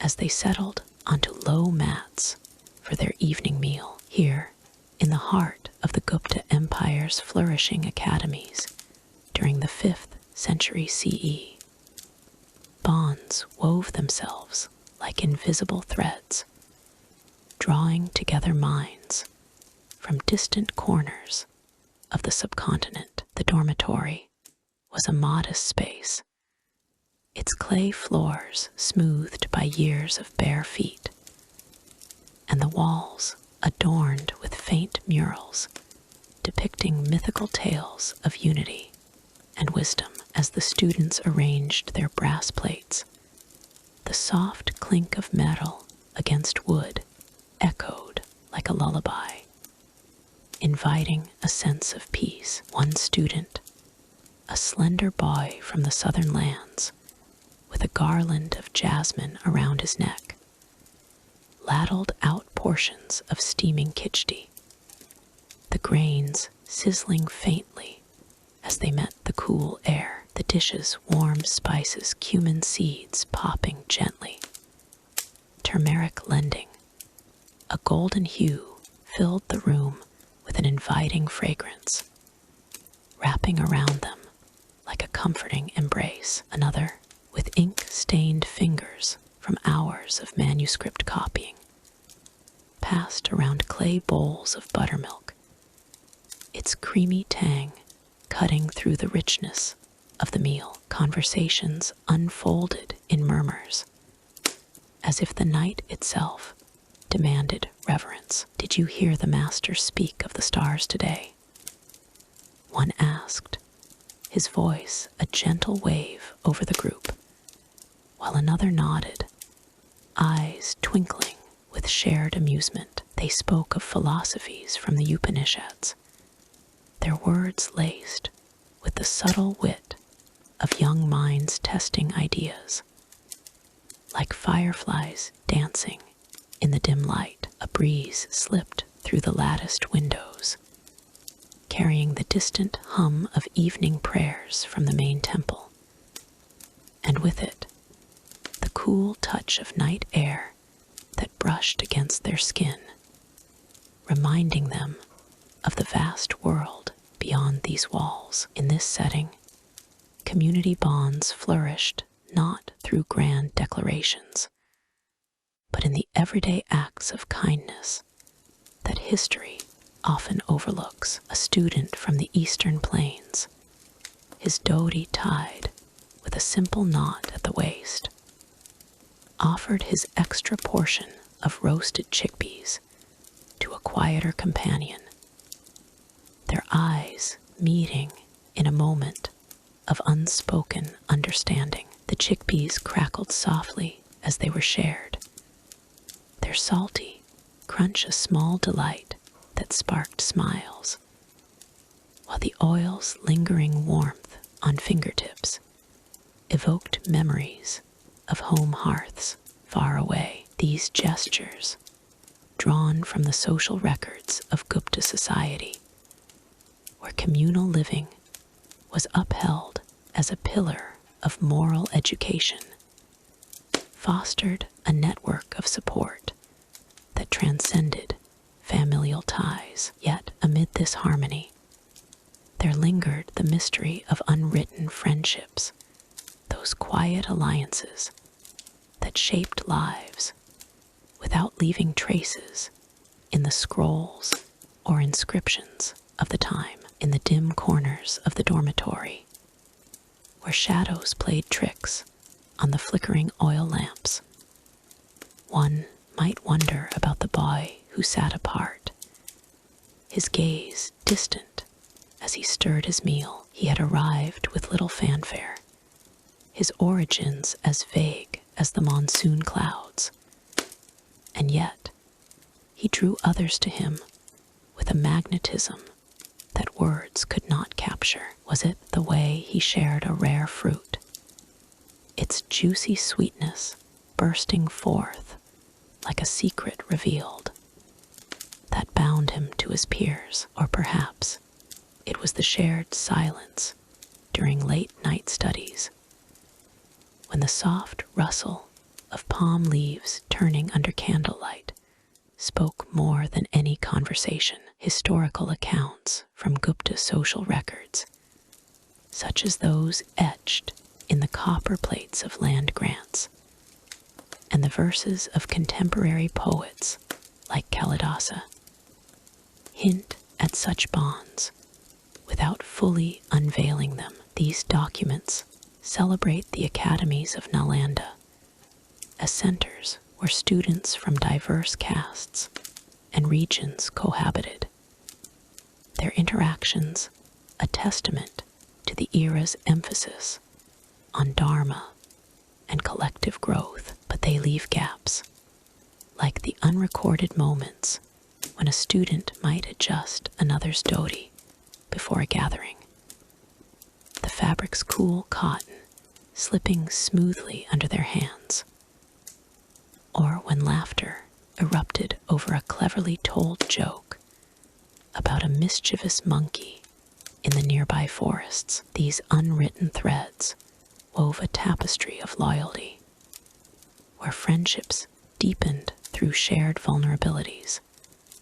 such as the quiet confession of homesickness whispered over a cup of herbal tea, its minty steam rising like a sigh into the night. As the meal progressed, the sensory world around them grew richer. The soft chatter blended with the occasional crackle of firewood from a nearby hearth, where a pot of lentil soup simmered, its earthy aroma weaving through the air like an old melody. One student, with a voice as smooth as the Ganges' flow, recounted tales of ancient kings from the Puranas, his words painting vivid pictures of valor and wisdom. While the group leaned in, the warmth of their proximity a gentle shield against the cooling evening. The dhotis, now slightly rumpled from the day's labors, rustled faintly as bodies shifted, their white fabric glowing in the lamplight like whispers of purity. In these interactions, subtle wit emerged, not in boisterous laughter, but in the clever turn of a phrase that lightened a heavy thought. As the rice sizzles, so do our ideas, one quipped, drawing a soft chuckle that rippled through the circle, easing the weight of intellectual pursuits. Such moments preserved in the oral traditions that complemented written records, highlighted how community bonds were not merely functional, but transformative, turning strangers into kin through the alchemy of shared experiences. The mystery deepened as night fell fully, with the dormitory enveloped in a blanket of stars visible through the open roof. Why did some friendships remain unwritten, etched only in the hearts of those involved? Perhaps it was the fear of impermanence, as Gupta society valued enduring legacies. Yet personal affections often faded from public memory. A student might recall the feel of a friend's steady hand on his shoulder during a moment of doubt, the pressure firm yet comforting, like the ancient pillars holding up the hall, or the taste of shared sweets, their sugary residue lingering on the tongue, a sweet reminder of transient joys, not meant for stone inscriptions. Expanding on historical examples, as noted in the accounts of travelers like Faxian, who visited India during the Gupta zenith. The academies fostered an environment where such bonds were implicit in daily life. Yet, unlike the structured routines of classes or meditations, these connections thrived in the margins, in the soft glow of a shared lamp, where the oil's warm scent mingled with the night's coolness, or in the gentle patter of rain on the roof, each drop a note in an unspoken symphony of camaraderie. As the group finished their meal, the last morsels vanishing with contented sighs, a sense of quiet fulfillment settled over them. The mysteries of their bonds, like the unseen roots of a banyan tree, anchored them in a world of learning and growth. And as the lamps dimmed, one student glanced toward the door, where the path led back to the wider academy, hinting at tomorrow's pursuits. In this gentle close, the echoes of Nalanda's spirit lingered, ready to unfold into new chapters of discovery. In the hushed dawn of 5th century Nalanda, where the Gupta dynasty's golden light still lingered over ancient spires and courtyards, young students gathered in the temple's shadow, clad in simple white dhotis that whispered against the cool stone floors.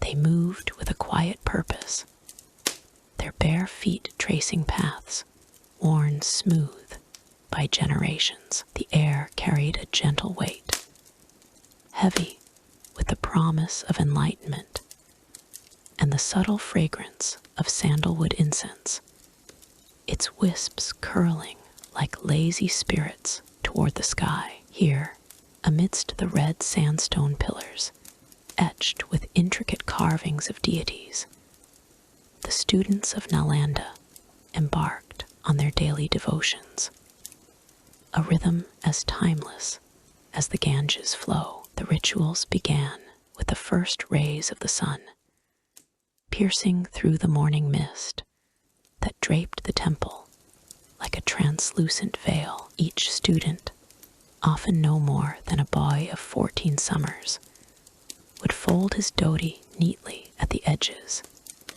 ensuring it fell just so, a mark of respect for the traditions passed down through whispered lineages. They knelt in the open courtyard, facing east toward the rising light, their palms pressed together in Anjali mudra, fingers pointing skyward as if reaching for the divine. Soft chants rose like a river's murmur, the sacred verses of the Rigveda echoing in measured tones that blended with the distant calls of peacocks in the surrounding groves. Om Namah Shivaya, they intoned, the words flowing smoothly, each syllable a pebble dropped into a still pond, rippling outward in waves of devotion. Sensory details enveloped them,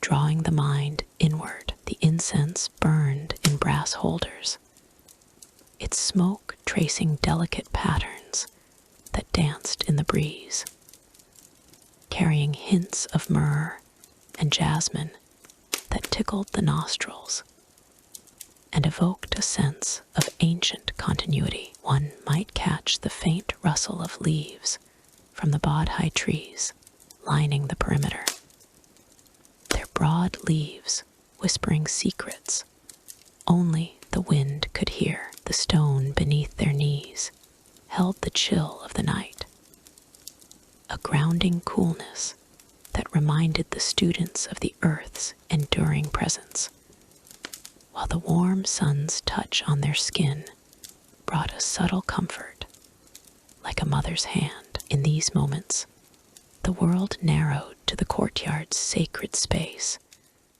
where the air hummed with the low drone of a single conch shell, its resonant note lingering like a half-forgotten dream. Historical records from Gupta temple inscriptions, etched into the very walls that surrounded them, speak of these practices as the cornerstone of scholarly life in Nalanda, the university, a beacon of learning under emperors like Skandagupta, emphasized not just the pursuit of knowledge in astronomy and logic, but the intertwining of spiritual discipline with intellectual growth. Students would rise before the birds, their dhoti folds impeccable, to perform abhisheka, the ritual anointing of lingams,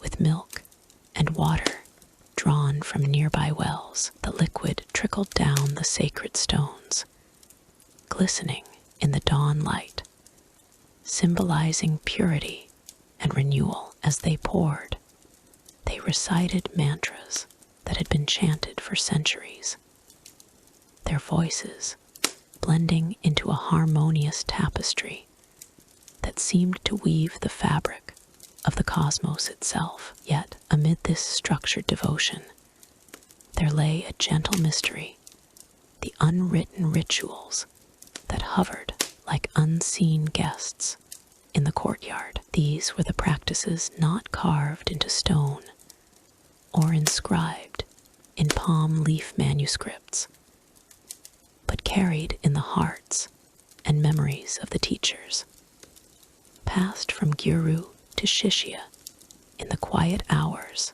after dusk. One such ritual involved the silent visualization of deities, where students would close their eyes and imagine the goddess Saraswati emerging from the mist, her veena in hand, strings vibrating with unspoken wisdom. No record exists in the temple archives of how exactly this visualization was guided, leaving a soft enigma that teased the curious mind. Was it a sequence of breaths, a particular gaze into the flame of a lamp, or perhaps a gesture so subtle it vanished like smoke? The mystery added a layer of intrigue, a subtle wit in the universe's design, where some truths remained elusive,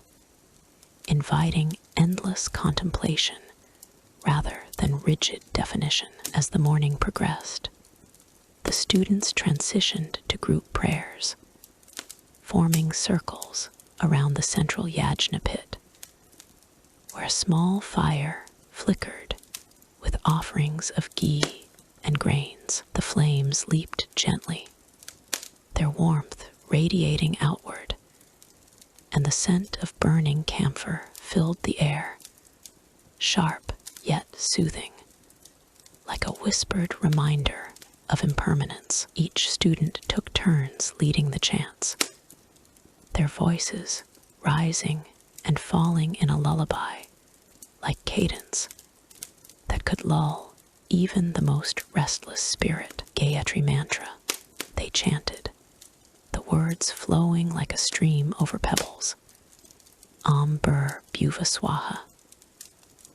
The repetition brought a rhythmic peace, each phrase building upon the last, creating a meditative state where time seemed to stretch and bend. In these courtyards, the sensory world came alive in ways that historical accounts only hint at. The touch of flower petals, freshly plucked from the temple garden's marigolds, and lotuses brushed against their fingers as they offered them to the idols. Their vibrant colors, a burst of joy against the muted stones. The soft crunch of the petals underfoot mingled with the distant toll of bells from the main shrine, each ring a call to presence, pulling the students deeper into their practice. One could almost taste the sanctity in the air, a faint sweetness from the prasad distributed at the ritual's end. Simple sweets made of jaggery and sesame that melted on the tongue, symbolizing the sweetness of devotion. The Gupta era's temple records, preserved in fragments from sites like those at Udayagiri, detail how these practices were not mere routines, but pathways to balance the mind. Students, drawn from across the subcontinent, learned to harmonize their studies with spiritual observance, believing that a clear spirit sharpened the intellect. Yet the unwritten elements persisted, a mystery that scholars of later ages pondered. Perhaps it was in the way a teacher might pause during a chant, his eyes distant, before resuming with a knowing smile,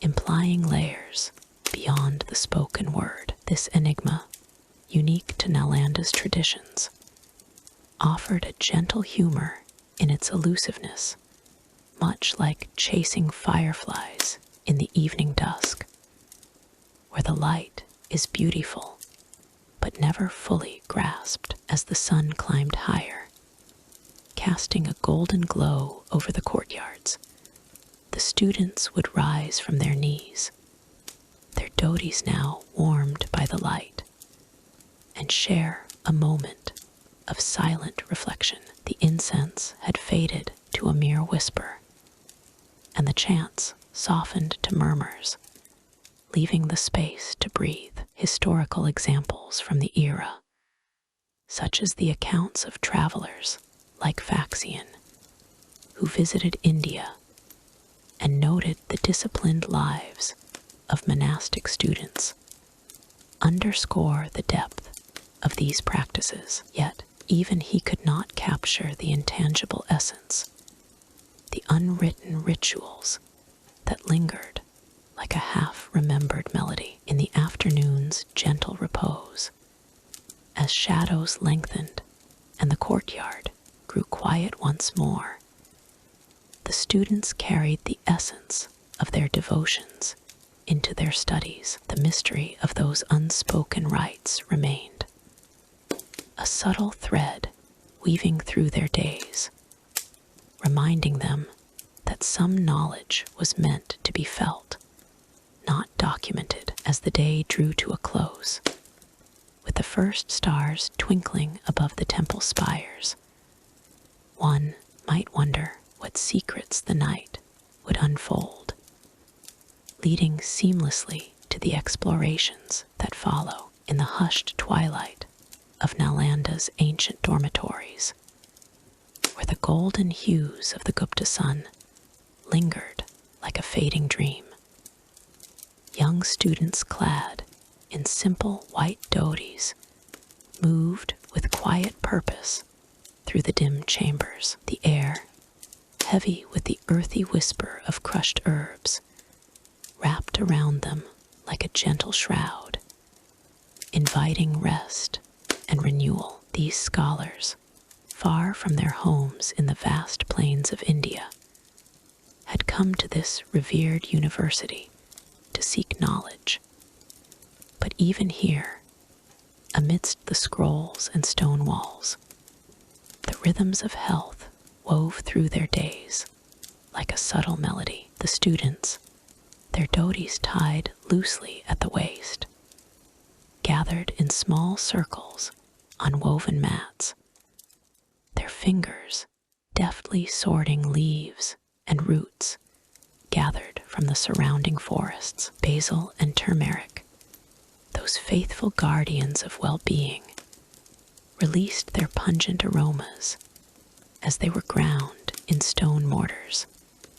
The soft thud of pestle against stone echoing faintly, a lull to the soul. One might imagine the steam rising from a clay pot where water simmered over a low flame, carrying the scent of neem and sandalwood into the air. It curled lazily, like a sigh from the earth itself, warming the skin and easing the mind after long hours spent over manuscripts. In this era of the Gupta dynasty, the 5th century CE bloomed with a reverence for balance, drawn from the ancient wisdom of texts like the Charaka Samhita. These pages, preserved in the university's libraries, spoke of the body's humors and the herbs that could restore harmony. A student, perhaps named Arjuna, with his dhoti's end draped over one shoulder, would inhale deeply as he prepared a decoction, the smoky tendrils from the fire mingling with the herbal vapors. The warmth enveloped him, a soft embrace that chased away the day's fatigue, and he might chuckle softly to himself, thinking how these plants, so unassuming in the wild, held secrets grander than any king's decree. As evening deepened, the dormitories transformed into sanctuaries of healing. The air grew thick with the mingled scents, sharp ginger cutting through the sweeter notes of licorice, all carried on wisps of steam that danced in the flickering lamplight. Students applied pastes to their temples,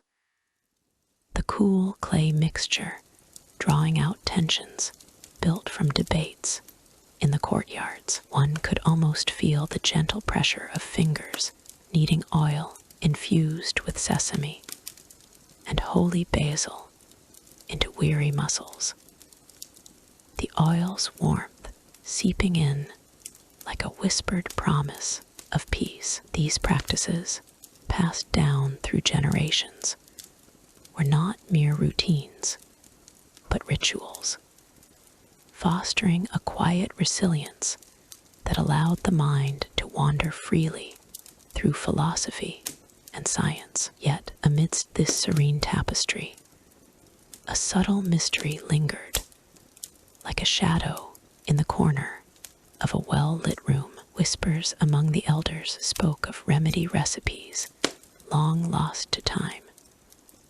formulas once inscribed on palm leaves that had crumbled into dust. These were not tales of grand adventures, but of subtle vanishings, ancient blends that could mend the spirit as swiftly as they healed the flesh, now faded from memory like stars at dawn. One recipe, perhaps, involved the rare ashwagandha root combined with elusive forest barks, said to fortify the heart against unseen ailments. The students pondered this in hushed tones, their voices blending with the rustle of leaves outside, as if the wind itself carried fragments of forgotten lore.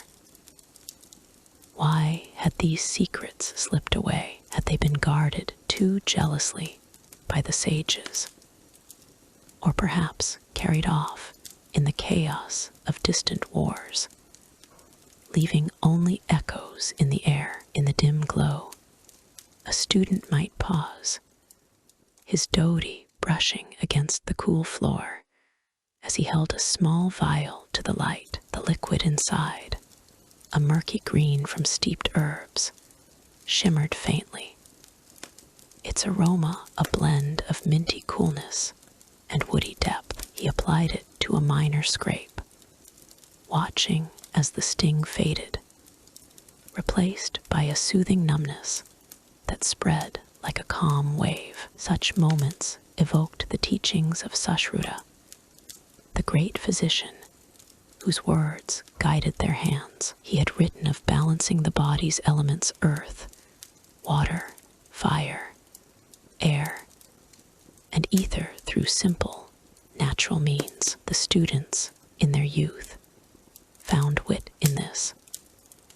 How a humble herb could outsmart the mightiest of fevers, turning illness into a fleeting guest rather than a tyrant. The dormitories, with their low ceilings and stone benches, became alive with sensory whispers. The faint crackle of drying herbs hanging from rafters added a crisp note to the air, while the soft pad of bare feet on earthen floors created a rhythm like a distant heartbeat. One could almost taste the bitterness of a tonic on the tongue, its initial sharpness giving way to a lingering sweetness that promised restoration. In these practices, the students learned not just to treat the body, but to honor it, drawing from the Gupta era's flourishing arts of medicine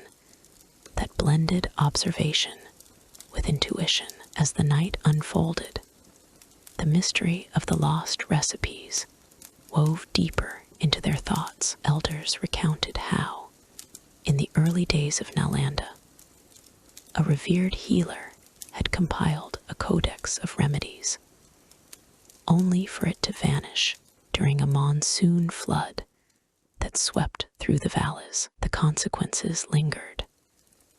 Without those precise combinations, certain ailments proved more elusive, leaving gaps in their knowledge like missing stars in the sky. Yet there was a quiet humor in this enigma, a subtle nod to the impermanence of all things. The students might share a knowing smile, imagining how those lost formulas might resurface one day, perhaps in a dream or a chance discovery, carried on the same winds that brought the herbs to their doors.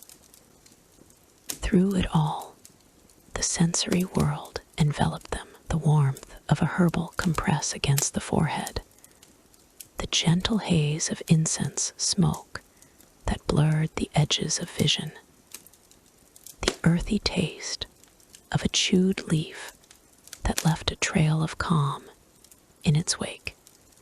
These details painted a picture of health as an art form, as integral to learning as the verses they memorized. Drawing from Charaka's insights, they understood that true strength came not from force, but from alignment, from the way a single herb could transform a restless night into one of peaceful repose. In the quiet hours, as the dormitories settled into stillness, the students reflected on how these practices connected them to their ancestors. The air, now cool and fragrant, carried the essence of continuity, a bridge across centuries. One might lie back on his mat, the fabric of his dhoti soft against his skin, and gaze at the ceiling where shadows played like ancient scripts. The mystery of the lost recipes, with its air of gentle intrigue, reminded them that knowledge was ever evolving, a river that flowed onward, leaving treasures for those who sought them. As the first hints of dawn crept in, the students stirred, their bodies renewed and minds sharpened. The herbs had done their work, and the smoky air of the night gave way to fresh possibilities. Yet the enigma remained, a soft undercurrent, promising that the secrets of health, much like the stars above, were always within reach for the observant heart. And so, from this realm of whispers and warmth, we turn toward new horizons, where the echoes of Nalanda continue to resonate in the hushed courtyards of Nalanda, where ancient bricks warmed under the golden haze of a 5th century sun. Young figures moved like whispers through the shadows of towering viharas. These were the children of student families in the Gupta dynasty, their small forms draped in simple dhotis that fluttered gently against their knees as they cradled scrolls of palm leaves. The air carried the faint scent of ink and earth, a reminder of the scholarly world that enveloped them, where every step echoed the rhythm of learning's quiet pulse. These children, often the sons and daughters of scholars and monks who flocked to Nalanda's renowned university, bore roles that wove them into the fabric of intellectual pursuit. Picture a boy no older than 8, his dhoti tied loosely at the waist, the fabric soft and worn from daily use.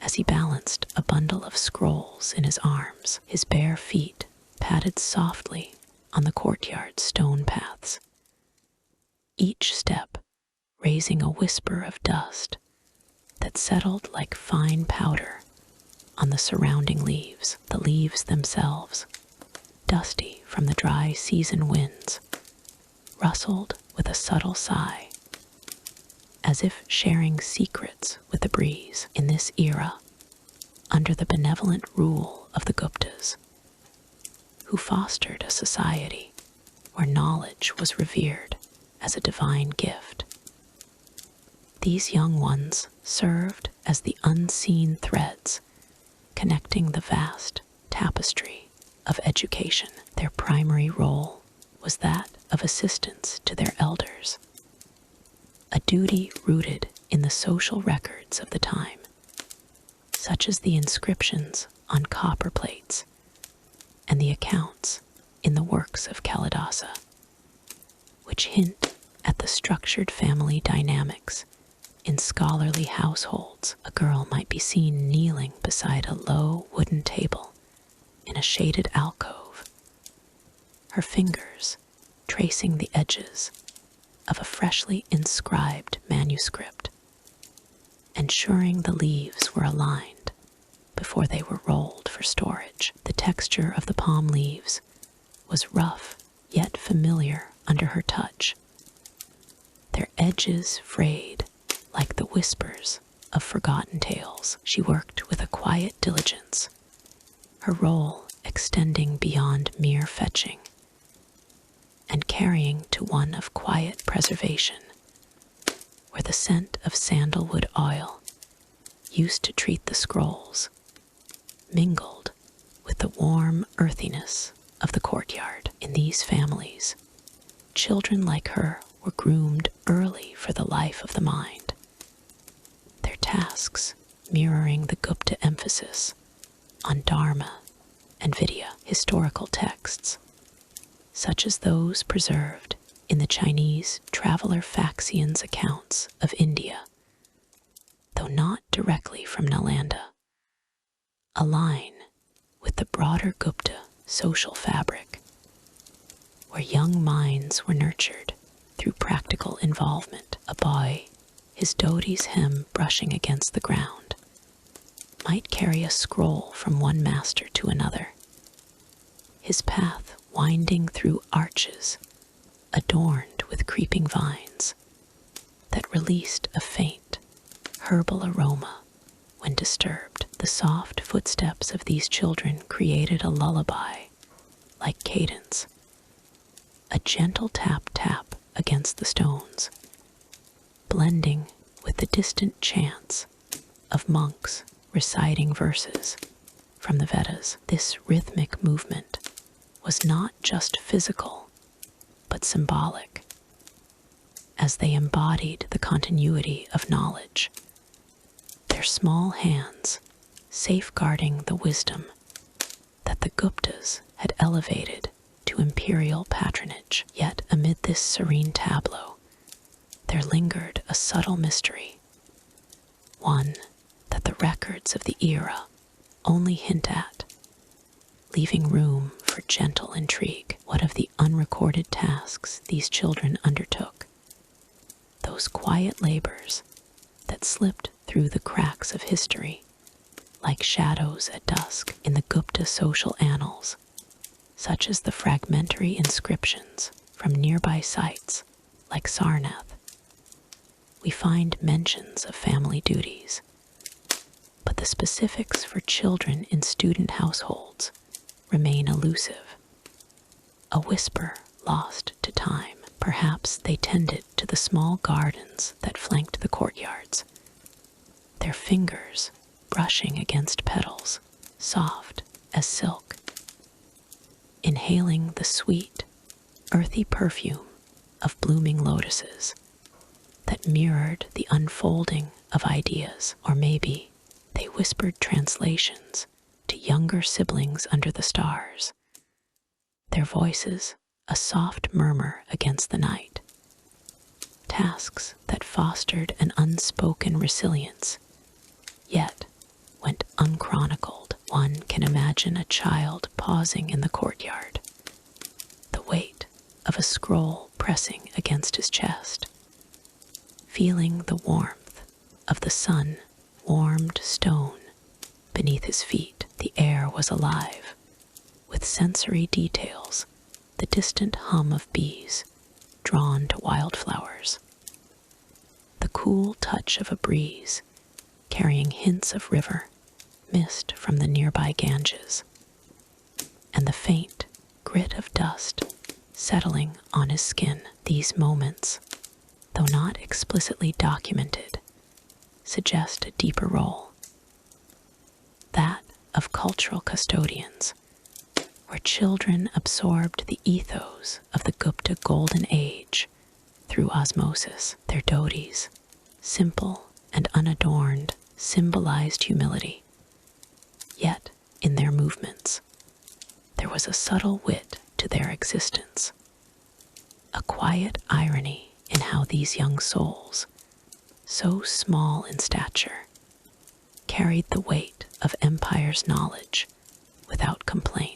As the day waned, the children might gather near the edges of the courtyards, where the light filtered through ancient trees, casting dappled patterns on the ground like fleeting thoughts. Here, a girl could be seen organizing clay tablets, her role extending to sorting inscriptions that detailed astronomical observations, a nod to the Gupta advancements in science as recorded in the works of Aryabhata. The tablets felt cool and smooth in her palms, their surfaces etched with symbols that danced under her gaze, evoking the era's intellectual vibrancy. This task, while practical, hinted at an unrecorded layer, the intuitive ways children might have contributed to innovations, perhaps by posing naive questions that sparked profound insights. Though such stories remain veiled in mystery, the mystery deepens when considering the gaps in Gupta records, where social hierarchies often overshadowed the contributions of the young in the courtyards.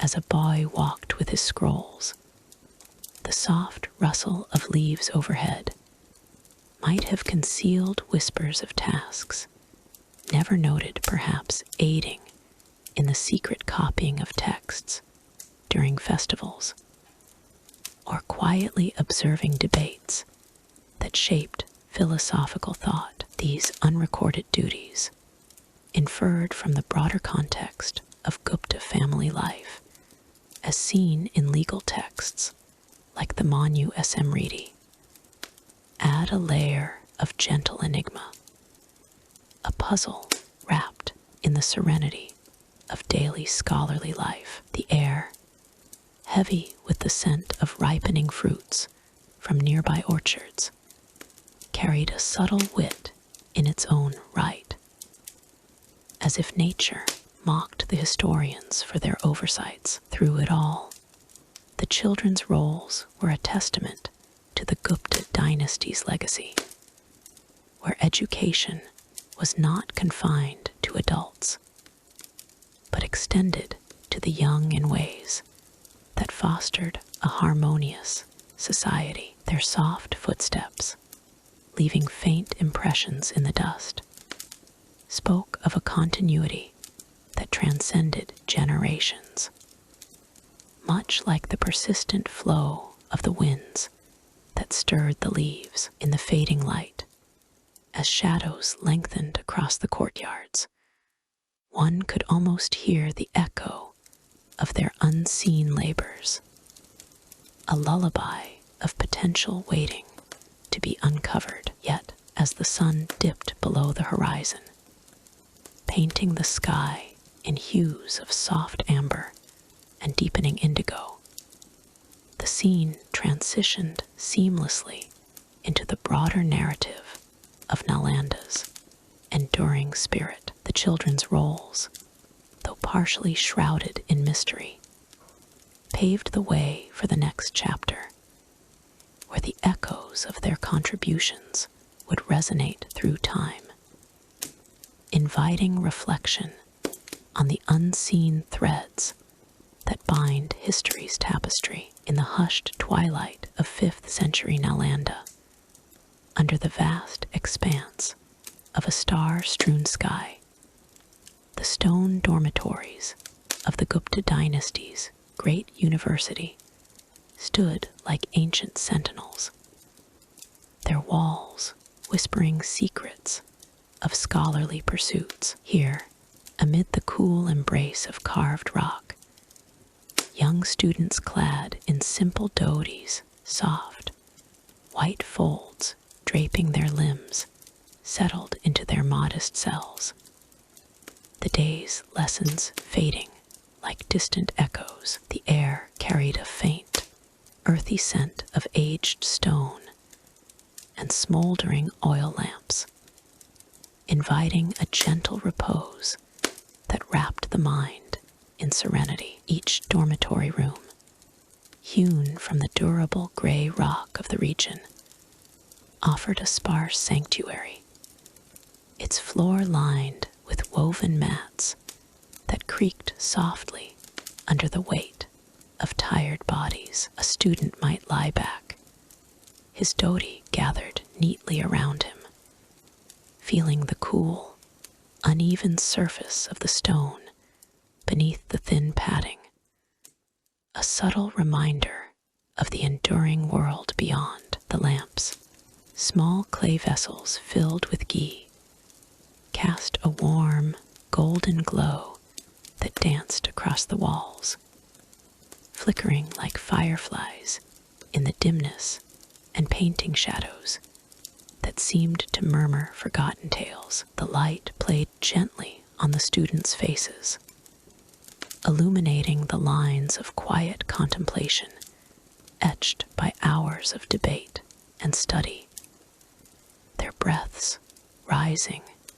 and falling in rhythmic harmony with the night. One could imagine Kumar, a earnest youth from the eastern plains, stretching out on his mat after the evening prayers. The mat, crafted from coarse jute fibers, emitted a low, comforting creak as he shifted, a sound that blended with the distant rustle of leaves outside the open window. The window, a simple archway framed by weathered stone, allowed a breeze to slip in, carrying the faint aroma of blooming night flowers and the distant chant of monks from the main vihara. In these moments, the dormitory transformed into a cocoon of peace, where the day's intellectual fervor gave way to restorative stillness. Kumar's dhoti, lightly worn from the day's movements, rustled against the mat, its fabric cool against his skin, a tactile anchor in the enveloping quiet. Yet beneath this tranquil surface lay an enigma that had puzzled scholars through the ages. The lost designs of these very dormitories, excavations in later centuries, as revealed in the meticulous reports from sites like those conducted by the Archaeological Survey of India, uncovered fragments of intricate layouts, courtyards connected by narrow corridors, cells arranged in symmetrical patterns, but many blueprints remained elusive, as if the architects had intentionally veiled their full vision. Historians speculate that these designs, possibly inscribed on perishable palm leaf manuscripts or etched in transient sands, were lost to the ravages of time, wars, and monsoons that swept through the region. In the soft glow of his lamp, Kumar might ponder this mystery, his fingers tracing the rough engravings on the wall beside him, marks that hinted at a grander scheme. Were these rooms part of a cosmic mandala, aligning with the stars to foster enlightenment, or mere practical shelters? The uncertainty added a layer of subtle intrigue, a whisper of wit in the face of impermanence.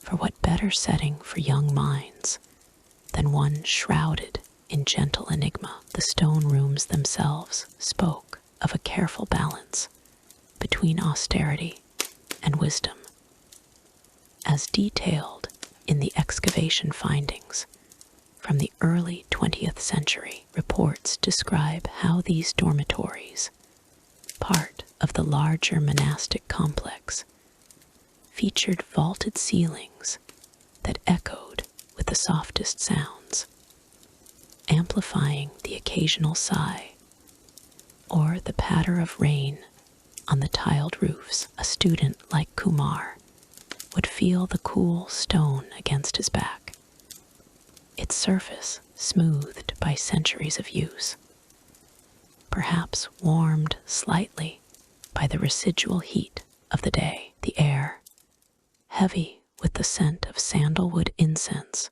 drifting from nearby altars, created a sensory tapestry that lulled the senses, each inhalation drawing in the essence of ancient knowledge. In such an environment, rest was not mere sleep, but a meditative pause, where the mind wandered through the corridors of thought, unburdened by the morrow's demands. As the night deepened, the creaking of mats became a symphony of sorts, each grown a note in the lullaby of dormitory life. Another student, perhaps named Arjun from the southern hills, lay nearby, his dhoti unfolded slightly as he adjusted for comfort, the fabric whispering against the mat like a gentle stream. The lamp's glow revealed the subtle play of light on the rooms,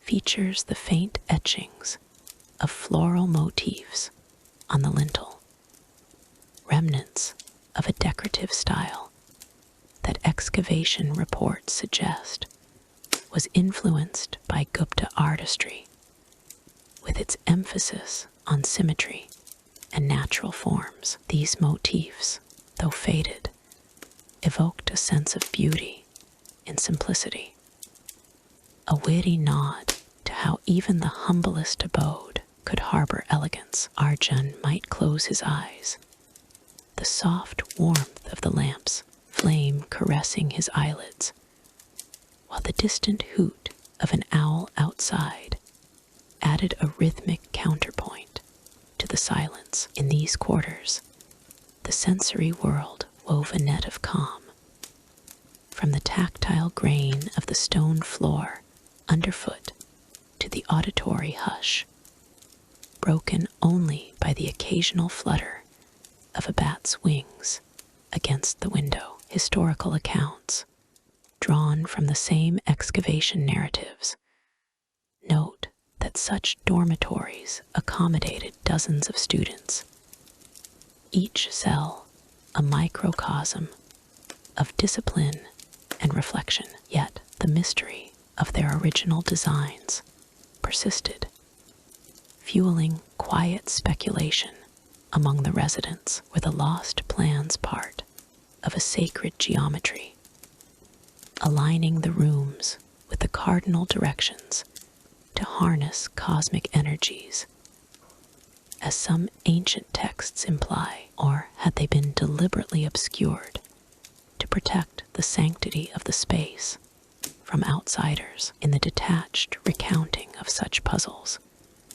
one senses the era's subtle wit, the idea that knowledge, like the designs themselves, was meant to be sought, not simply revealed. Kumar and Arjun, in their respective corners, might exchange a few murmured words through the thin walls, their voices low and laced with the fatigue of intellectual pursuit. The stone partitions, cool and solid, carried the vibrations of their conversation, a faint hum that added to the room's ambience. The mats, now settled, no longer creaked, allowing the students to drift into a state of half-dreams, where the lamp's glow blurred into visions of ancient sages. Excavation reports highlight how these dormitories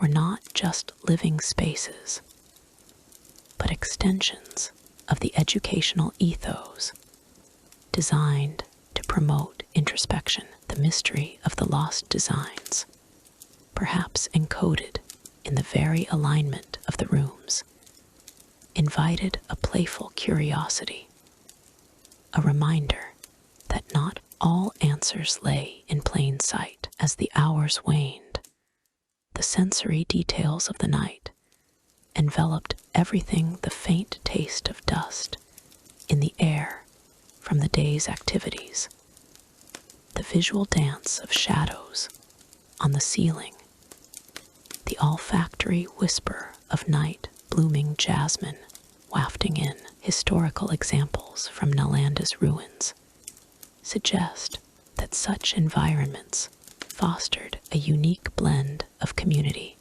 and solitude, where students like Kumar and Arjun could recharge their minds. The enigma of the designs, as uncovered in fragmented artifacts, added a layer of depth, a subtle enigma that teased the imagination without overwhelming the piece. In the end, as the lamps dimmed and the students surrendered to sleep, the dormitories stood as testaments to a bygone era's wisdom. The creaking mats fell silent, the stone rooms holding their secrets close, and the mystery lingered like a soft breeze, ready to inspire the dawn. Yet, as thoughts of rest gave way to the promise of new discoveries, one could feel the gentle pull toward what lay ahead. where the echoes of Nalanda's legacy continued to unfold in the hushed heart of Nalanda, where the ancient spires of brick and stone rose like silent guardians against the Indian sky. The 5th century unfolded with a rhythm as steady as the Ganges flow. It was a time when the Gupta dynasty's golden age painted the world in hues of learning and reverence. And within the vast monastic libraries, students dedicated themselves to the sacred art of manuscript preservation, clad in simple dhotis of unbleached cotton that whispered against their skin with each movement. These young scholars sat cross-legged on cool stone floors, their forms melding into the shadows of towering shelves, laden with scrolls. The air carried a weight of history, thick with the scent of aged palm leaves and the faint, earthy tang of ink made from soot and gum. Each student held a slender bamboo quill, its tip carefully sharpened to a fine point that caught the soft glow of oil lamps flickering nearby. As they dipped the quill into shallow earthen pots of dark, viscous fluid, a gentle scratching sound emerged, like the distant rustle of leaves in a monsoon breeze, marking the steady progress of their work. The lamplight danced across their focused faces, illuminating the fine lines of concentration etched by years of study, while the cool stone beneath them absorbed the day's lingering warmth, offering a subtle comfort in the dim expanse. These students, often no more than boys on the cusp of manhood, had journeyed from far-flung villages to this epicenter of knowledge, drawn by the promise of enlightenment under masters versed in the Vedas and treatises of logic. In the vast halls of Nalanda, they engaged in the meticulous practice of copying texts, a ritual that preserved the wisdom of poets like Kalidasa and philosophers like Aryabhata. Each manuscript was a treasure, inscribed on carefully prepared palm leaves that had been boiled, dried, and treated with turmeric to ward off insects. Their surfaces smooth, yet textured under the quill's touch. The process demanded patience, a virtue honed through long hours where the world outside the chatter of monkeys in the courtyard, or the call of distant temple bells, faded into a serene backdrop. One might imagine a student pausing to adjust his dhoti, the fabric draping loosely over his legs as he leaned closer to his work. The quill's faint scritch-scratch echoing softly in the vast space. The ink, warm and slightly viscous, spread across the leaf in deliberate strokes, forming letters that curved like the arcs of ancient symbols. Sensory memories lingered in these moments. The subtle grit of dust from the scrolls settling on their fingertips, the cool press of the leaf against their palms, and the faint, woody aroma of the library's wooden beams, aged by centuries of monsoons. Wit whispered in the air, as if the texts themselves held a quiet amusement at the students' earnest efforts, their imperfections a gentle reminder that even the divine words of the Upanishads bore the human touch. Historical records from the Gupta era, such as those etched in the copper plates of the period, and the accounts of travelers like Faxian, speak of this practice as a cornerstone of intellectual life. Students would begin by selecting a text from the library's vast collection, perhaps a copy of the Mahabharata or a treatise on astronomy, and lay it out beside their own blank leaves. The copying was not mere replication.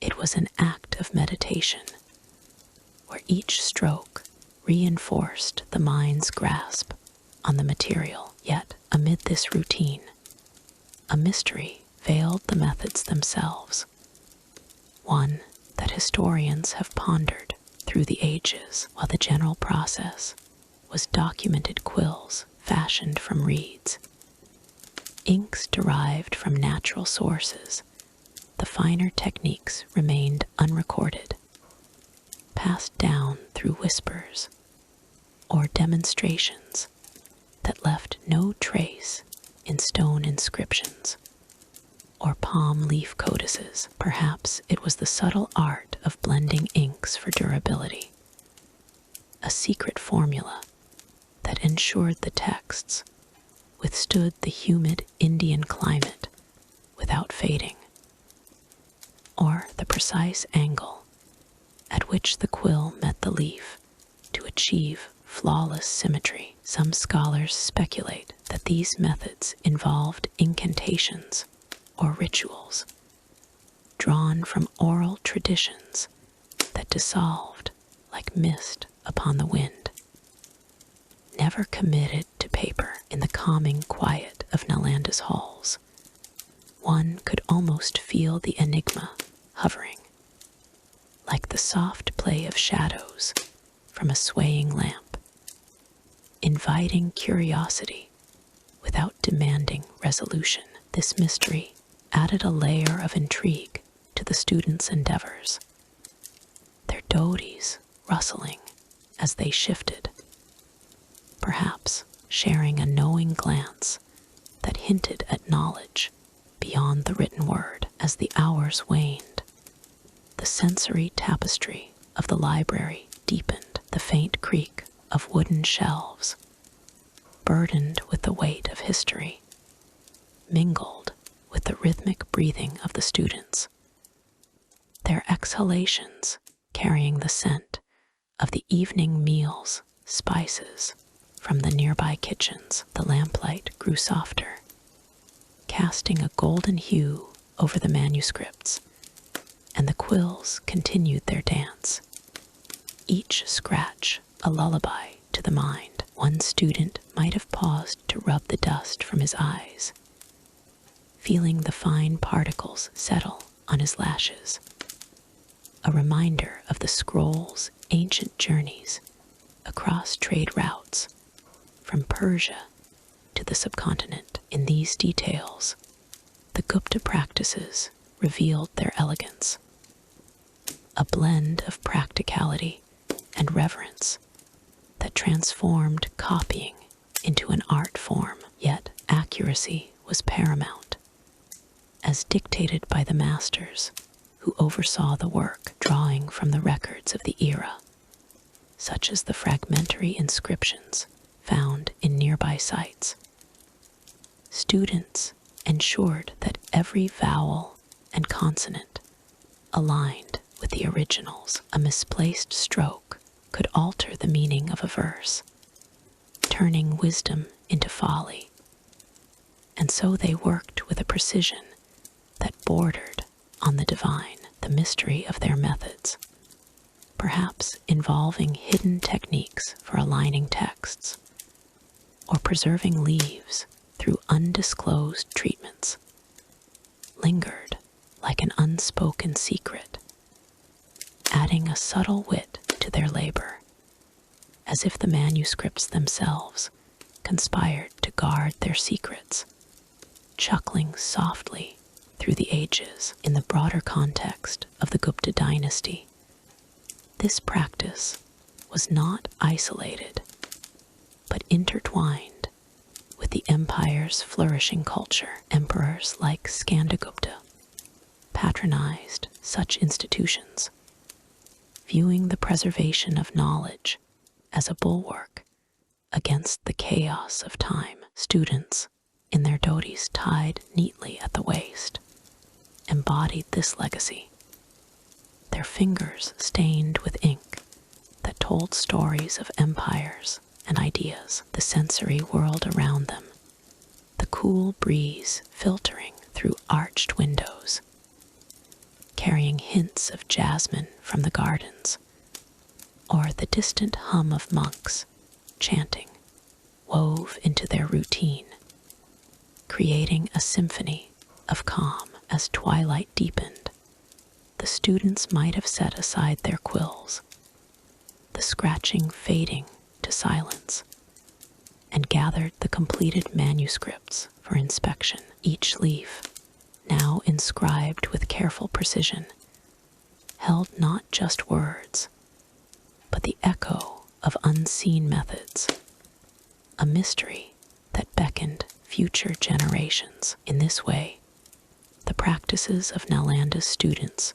preserved not only texts, but the intangible essence of an era, their work a testament to the enduring quest for knowledge. Yet, as the lamps dimmed and the library settled into night, one couldn't help but wonder at the unrecorded ways, the subtle gestures, the whispered formulas that eluded even the most diligent scribes. These enigmas, like shadows playing on ancient walls, hinted at deeper layers waiting to be uncovered, drawing the mind gently toward new horizons of discovery. In the hushed courtyards of Nalanda, where the ancient stones whispered secrets of bygone scholars, the air grew thick with anticipation as the 5th century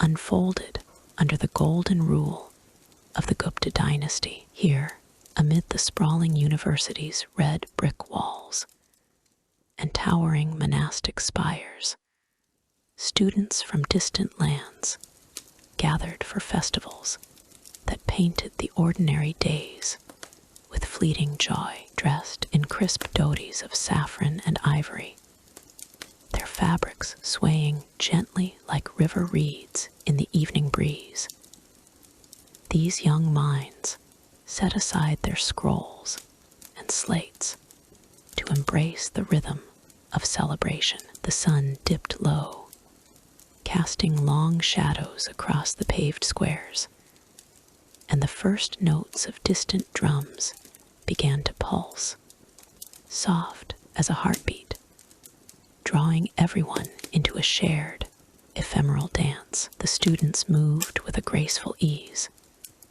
their dhotis tied high at the waist for the lively steps, the cloth brushing against skin, warmed by the day's lingering heat. One could almost feel the cool stone beneath bare feet, smoothed by centuries of wandering philosophers, as laughter rippled through the air like the lightest of winds. Frangipani flowers, freshly plucked from the surrounding groves, adorned their hair and garlands, releasing a sweet, intoxicating scent that mingled with the earthy aroma of rain-soaked soil from the nearby fields. It was as if the very essence of Nalanda, its pursuit of knowledge, paused to breathe in the fragrance, allowing minds to wander from rigorous debates to simple pleasures. As twilight deepened, the drums grew bolder, their echoes reverberating off the courtyard walls in a steady, hypnotic cadence that seemed to coax the stars into view. Each beat carried a subtle wit, like an unspoken jest among old friends, reminding the listeners that even in the seriousness of learning, there was room for mirth. A group of students formed a circle, their dhotis swirling in harmonious patterns, the fabric catching the flicker of oil lamps that lined the edges of the square. The lamps cast a warm glow, painting golden highlights on faces flushed with excitement, and the air filled with the faint crackle of flames, a sound as comforting as a lullaby whispered in the dark. Yet beyond the visible revelry, there lingered a gentle mystery in these gatherings, one that the annals of Gupta records only hinted at, never fully unveiling. The festivals of Nalanda's students were not mere amusements.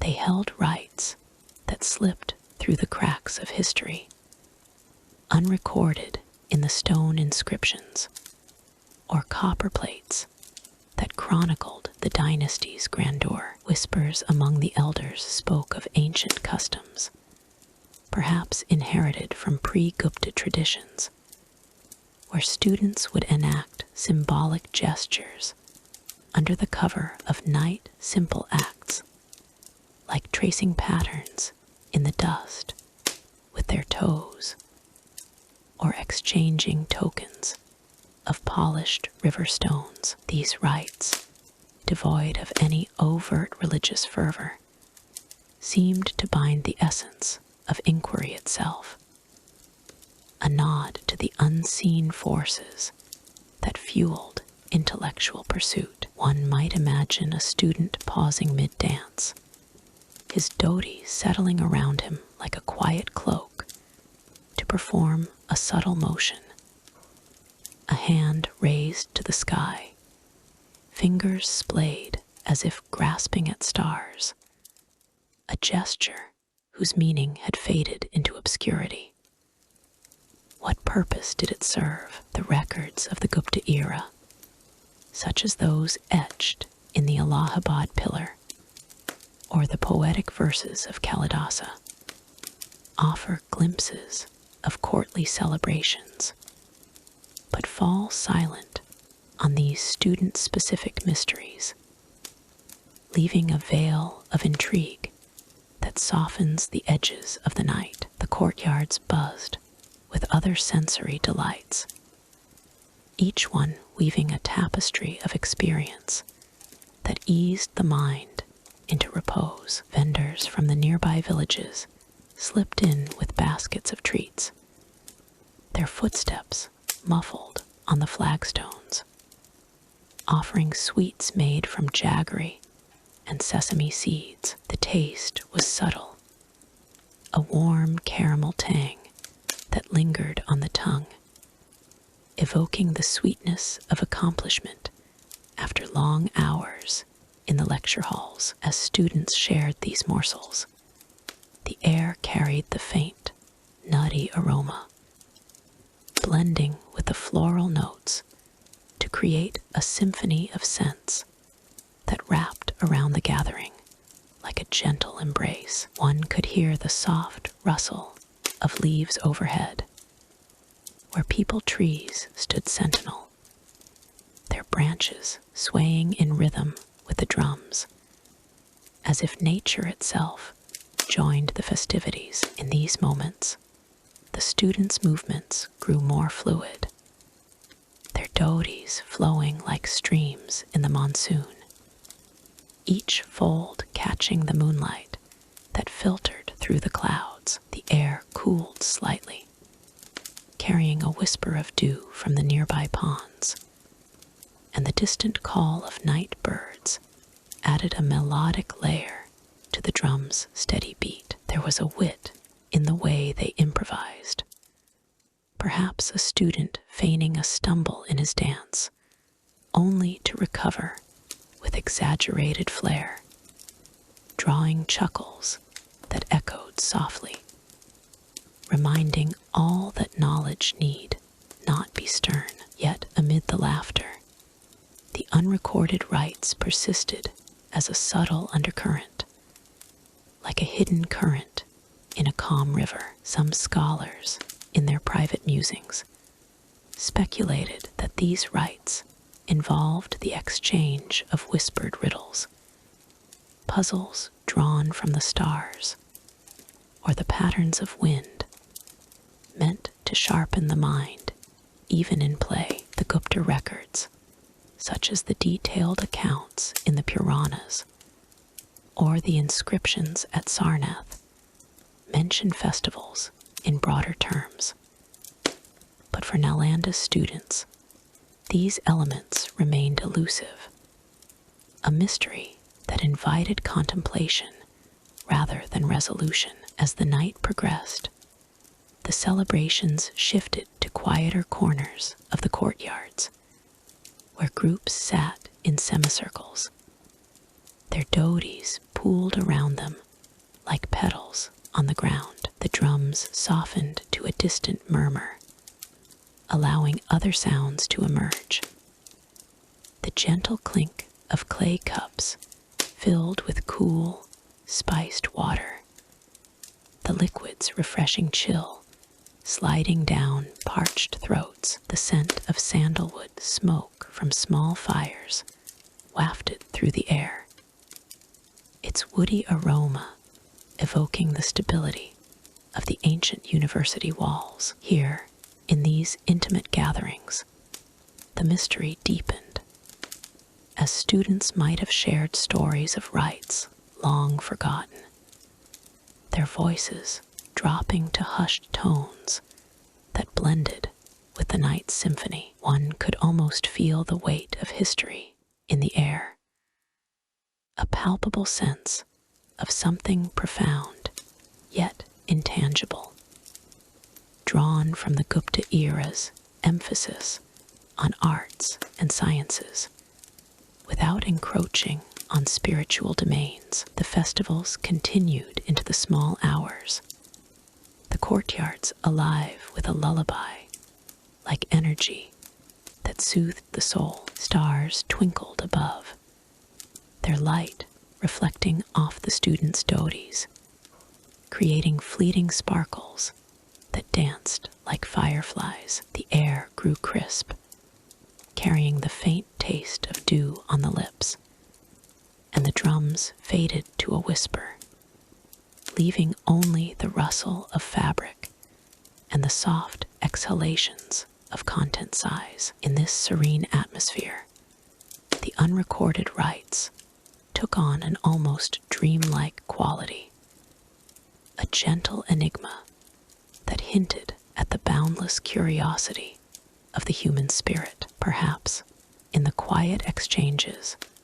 or the subtle gestures lay keys to understanding the Gupta dynasty's intellectual zenith, preserved not in stone, but in the fleeting moments of celebration. As the first light of dawn crept over the horizon, painting the courtyards in soft hues of pink and gold, the students began to disperse, their dhotis now rumpled from the night's revelry. The mystery of those unrecorded rites lingered, a soft puzzle that would follow them back to their studies, inviting further exploration in the days to come. And so, with the echoes of drums fading into memory, the scene at Nalanda transitioned gently, paving the way for new tales of discovery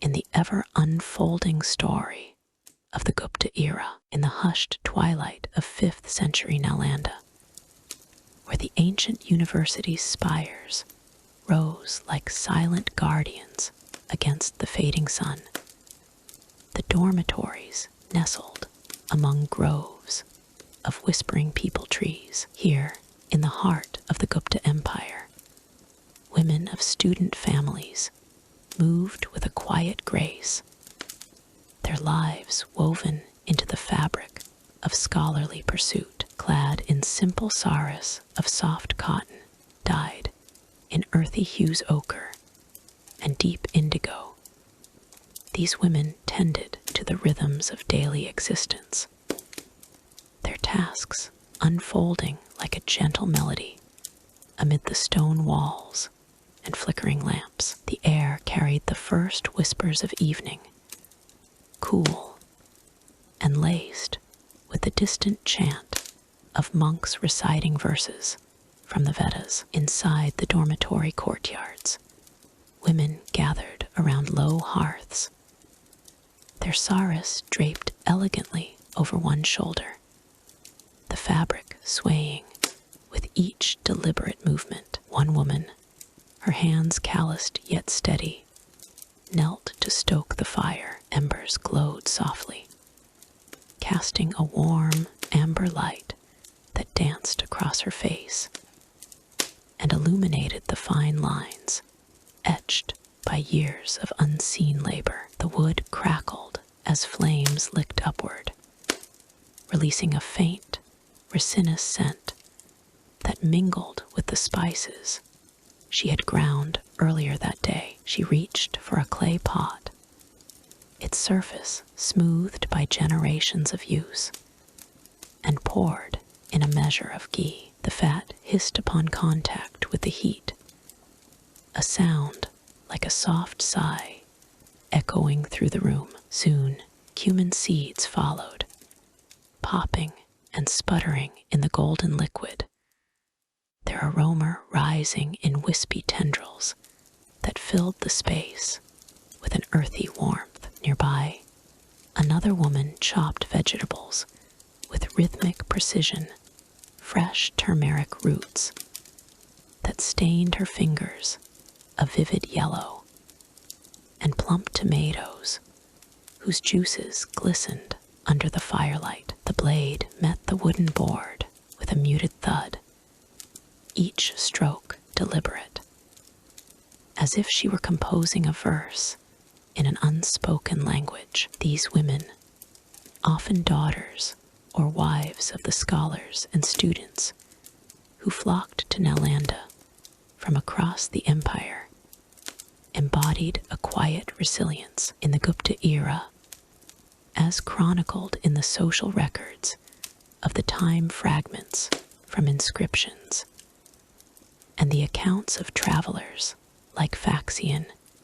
Their roles were essential, yet subtly defined. They managed the hearths that sustained the intellectual fervor, preparing meals that nourished minds weary from debates on philosophy and mathematics. A woman in a sari of faded blue stirred a pot of lentil stew, the steam rising to caress her cheeks, carrying notes of coriander and garlic that evoked the fertile plains beyond the university gates. The stew simmered slowly, bubbles breaking the surface with a soothing regularity, while she hummed a faint tune, its melody as old as the Ganges itself. Yet their duties extended beyond the immediate glow of the fire. Historical texts,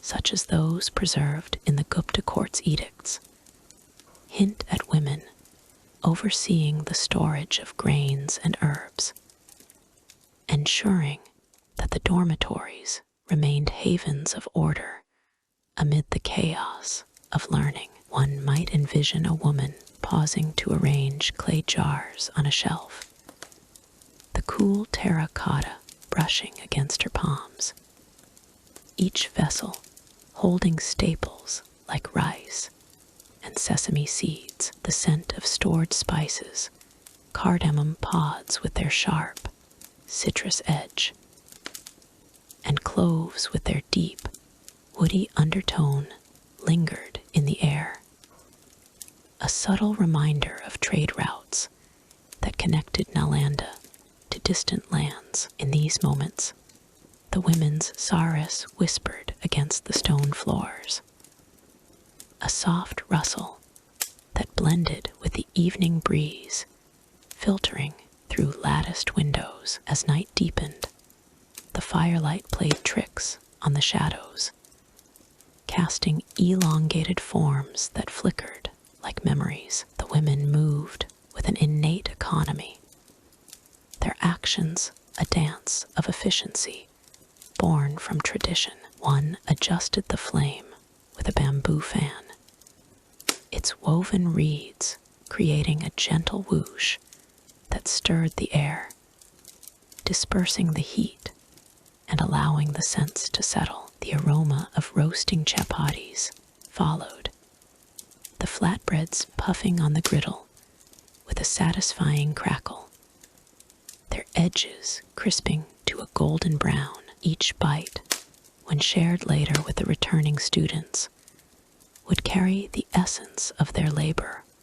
a warmth that spoke of sustenance and care. But amid this rhythmic routine, a quiet mystery veiled their lives, one that the annals of Gupta society only partially reveal, while records like the inscriptions at Allahabad and the writings of Kalidasa celebrate the empire's grandeur.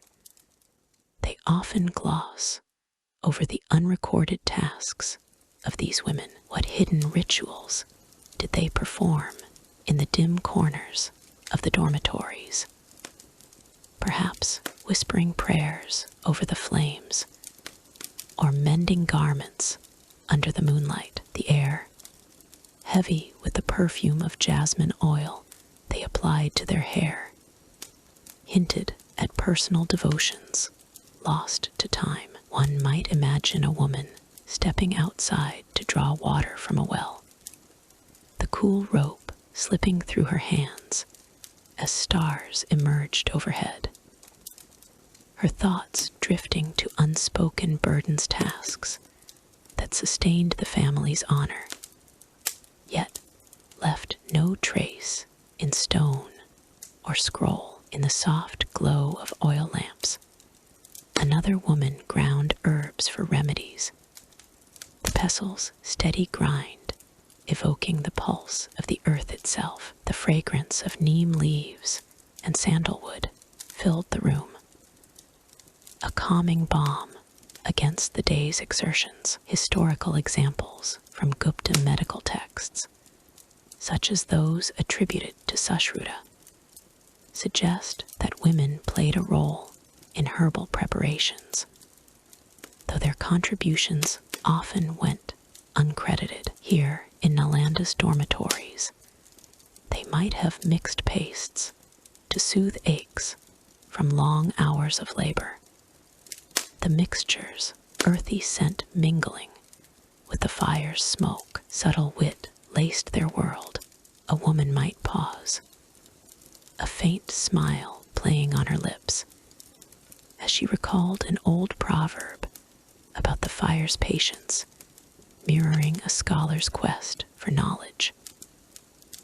The evening meal progressed with serene deliberation. Women ladled stew into earthen bowls, the liquid's warmth seeping through their fingers, while others folded roti into neat parcels. Sensory details abounded: the slight char on the bread, the tangy burst of tamarind in the sauce, the way firelight reflected in a droplet of oil. Yet beneath this tranquility lay the enigma of their unseen influence. Did they offer counsel to their husbands and sons, shaping ideas that echoed in the university's halls? Gupta social records, sparse as they are on domestic life, leave such questions unanswered, inviting a gentle curiosity that lingers like the last embers of the fire. As the women settled back,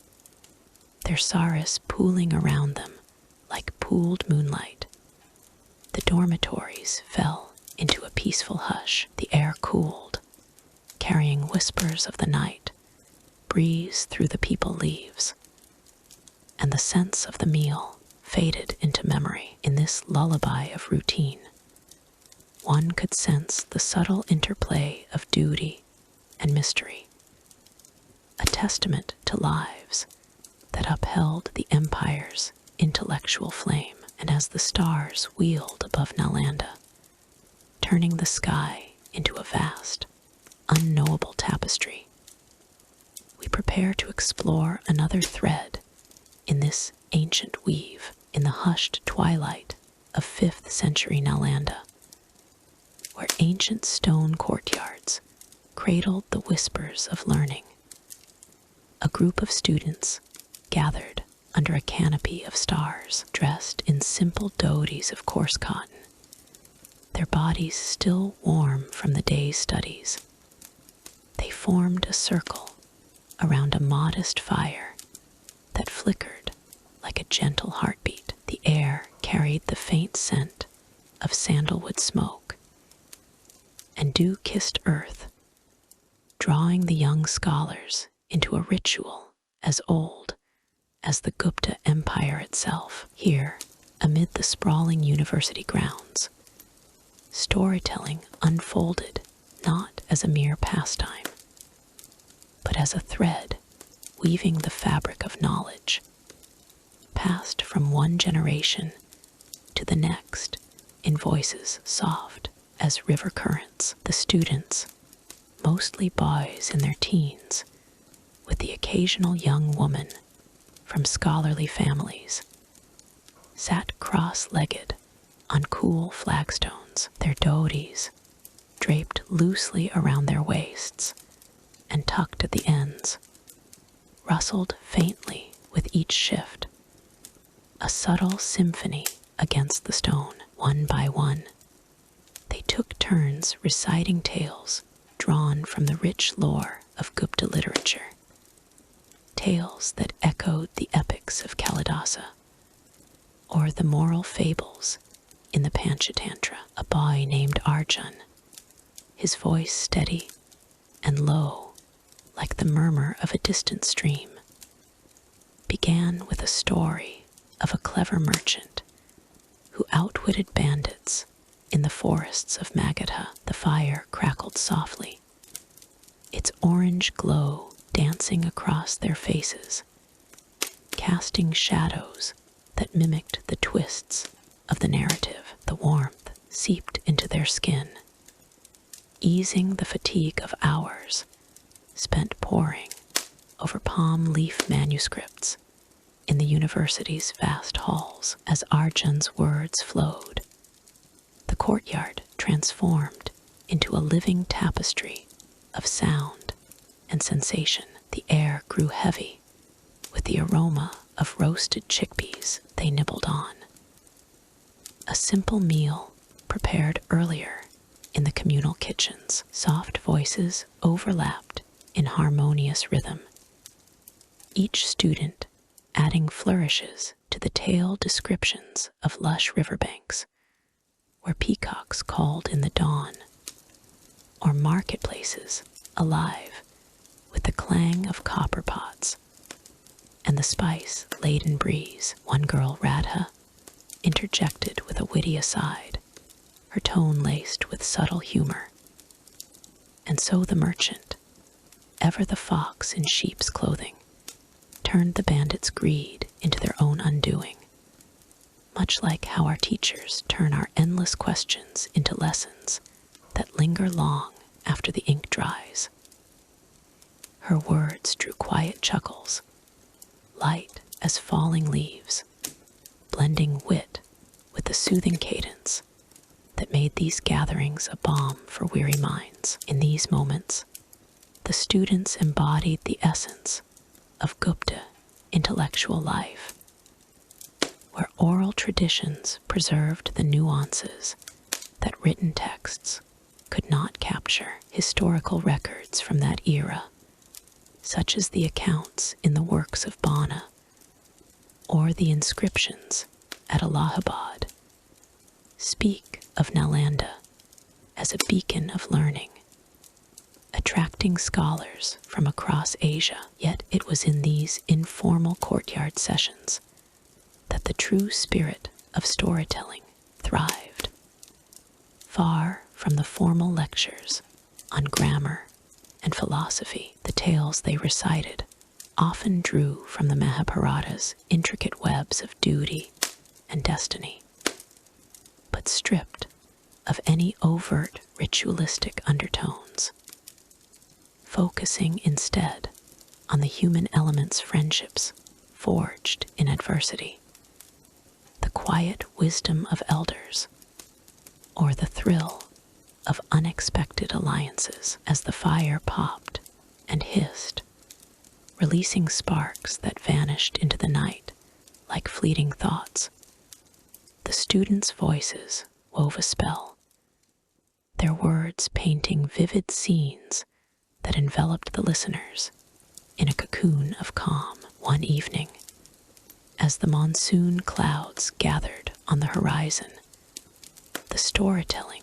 took on a deeper hue. A student named Vikram, his dhoti frayed at the edges from long walks through the university grounds, shared a tale of a lost kingdom where rulers debated the stars' secrets. His voice, smooth and unhurried, carried the scent of rain on the wind, mingling with the earthy perfume of wet soil from the nearby fields. The courtyards' ancient pillars, etched with faint carvings of mythical beasts, seemed to lean in closer, as if guarding the story's essence. Yet beneath the surface of these recitations lay a quiet mystery, the enigma of tales that slipped through the cracks of history.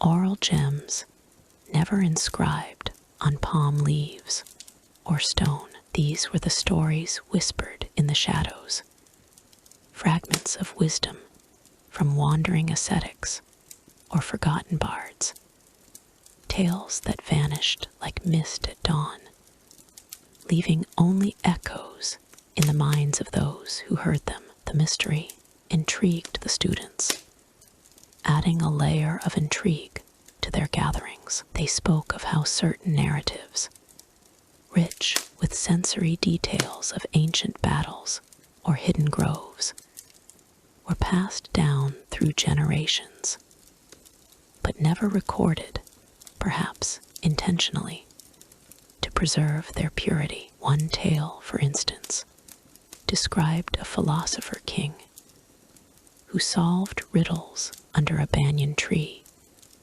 his insights as elusive as the fireflies that dotted the Nalanda nights. The students pondered why these stories faded.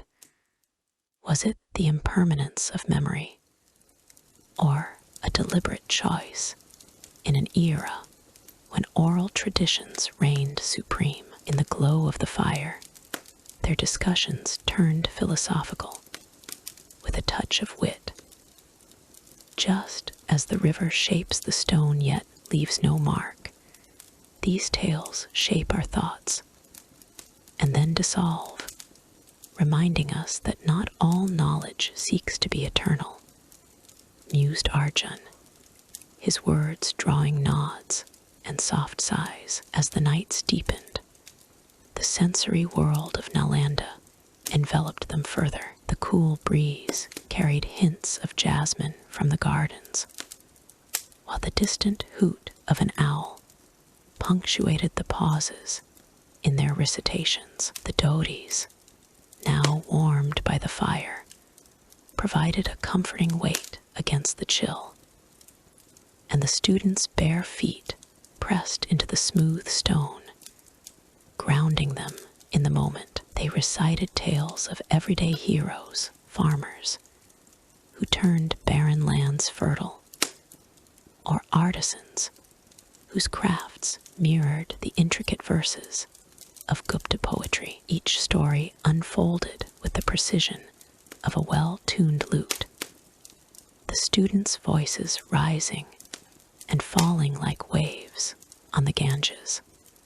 Far to the north, the air grew thick with the scent of charcoal and herbs, evoking the marketplaces described in the tales, where spices and silks traded hands under the sun's benevolent gaze. Yet even in this serene setting, the shadow of time's passage lent a subtle gravity. The students knew that not all all stories endured. Some, like the ones of vanished trade routes or forgotten alliances, slipped away, their details blurred by the winds of change. This mystery of lost oral tales became a thread in their own narratives, a gentle reminder of the ephemerality of knowledge. Radha, with her keen eye for detail, once added, "Imagine the tale of a scholar who mapped the stars, but never shared his charts. His secrets now adrift in the cosmos, much like our own words, spoken into the night and gone with the morning light." Her wit, subtle and sleep-inducing, eased the weight of such thoughts, turning potential melancholy into a soothing contemplation. Through these gatherings, the students honed not just their memory and eloquence, but a deeper appreciation for the art of storytelling. Historical examples from Gupta literature, such as the lyrical descriptions in Kalidasa's Megha-Juta, inspired their recitations, infusing them with poetic flourishes. They described the monsoon rains drumming on rooftops, the taste of fresh mangoes in summer feasts, or the feel of cool marble underfoot in the university corridors. Each sensory detail enriched the tales, making them vivid and immersive, a far cry from the dry recitals of texts in the daytime halls. The fire's gentle crackle provided a rhythmic backdrop, its warmth seeping into their bones, fostering a sense of unity and peace. As the seasons turned from the crisp air of autumn to the humid embrace of spring, the storytelling traditions remained a constant. The students, in their doties, and with voices like lullabies, preserved a legacy that historical records only hinted at. The mystery of the lost tales lingered, a quiet enigma that sparked curiosity without overwhelming the calm. In the end, as the fire dimmed and the stars faded with the approaching dawn, they dispersed to their dormitories, carrying the echoes of their stories into dreams. And so, from the courtyards of Nalanda, we glide toward the next whisper of history, where other voices await in the annals of time. Word count 1,500 in the ancient halls of Nalanda, where the sun's gentle rays filtered through carved stone lattices. The air hummed with a quiet rhythm of learning. It was the 5th century CE, under the prosperous Gupta dynasty. And here, amidst terraced gardens and modest dormitories, students and teachers wove the fabric of knowledge with threads of dialogue and reflection, dressed in simple white dhotis that swayed lightly with each step. The young scholars gathered in vast assembly rooms, their bare feet padding softly against cool flagstones, worn smooth by generations. The scent of sandalwood incense lingered, mingling with the faint, earthy aroma of aged palm leaf manuscripts stacked in neat piles along the walls. Voices rose and fell in measured tones, a symphony of inquiry that unfolded like the petals of a lotus at dawn. At the heart of these interactions stood the teachers, revered figures whose wisdom flowed like a steady river. One such master, a learned monk named Aryadva, sat cross-legged on a low wooden platform, his gray robe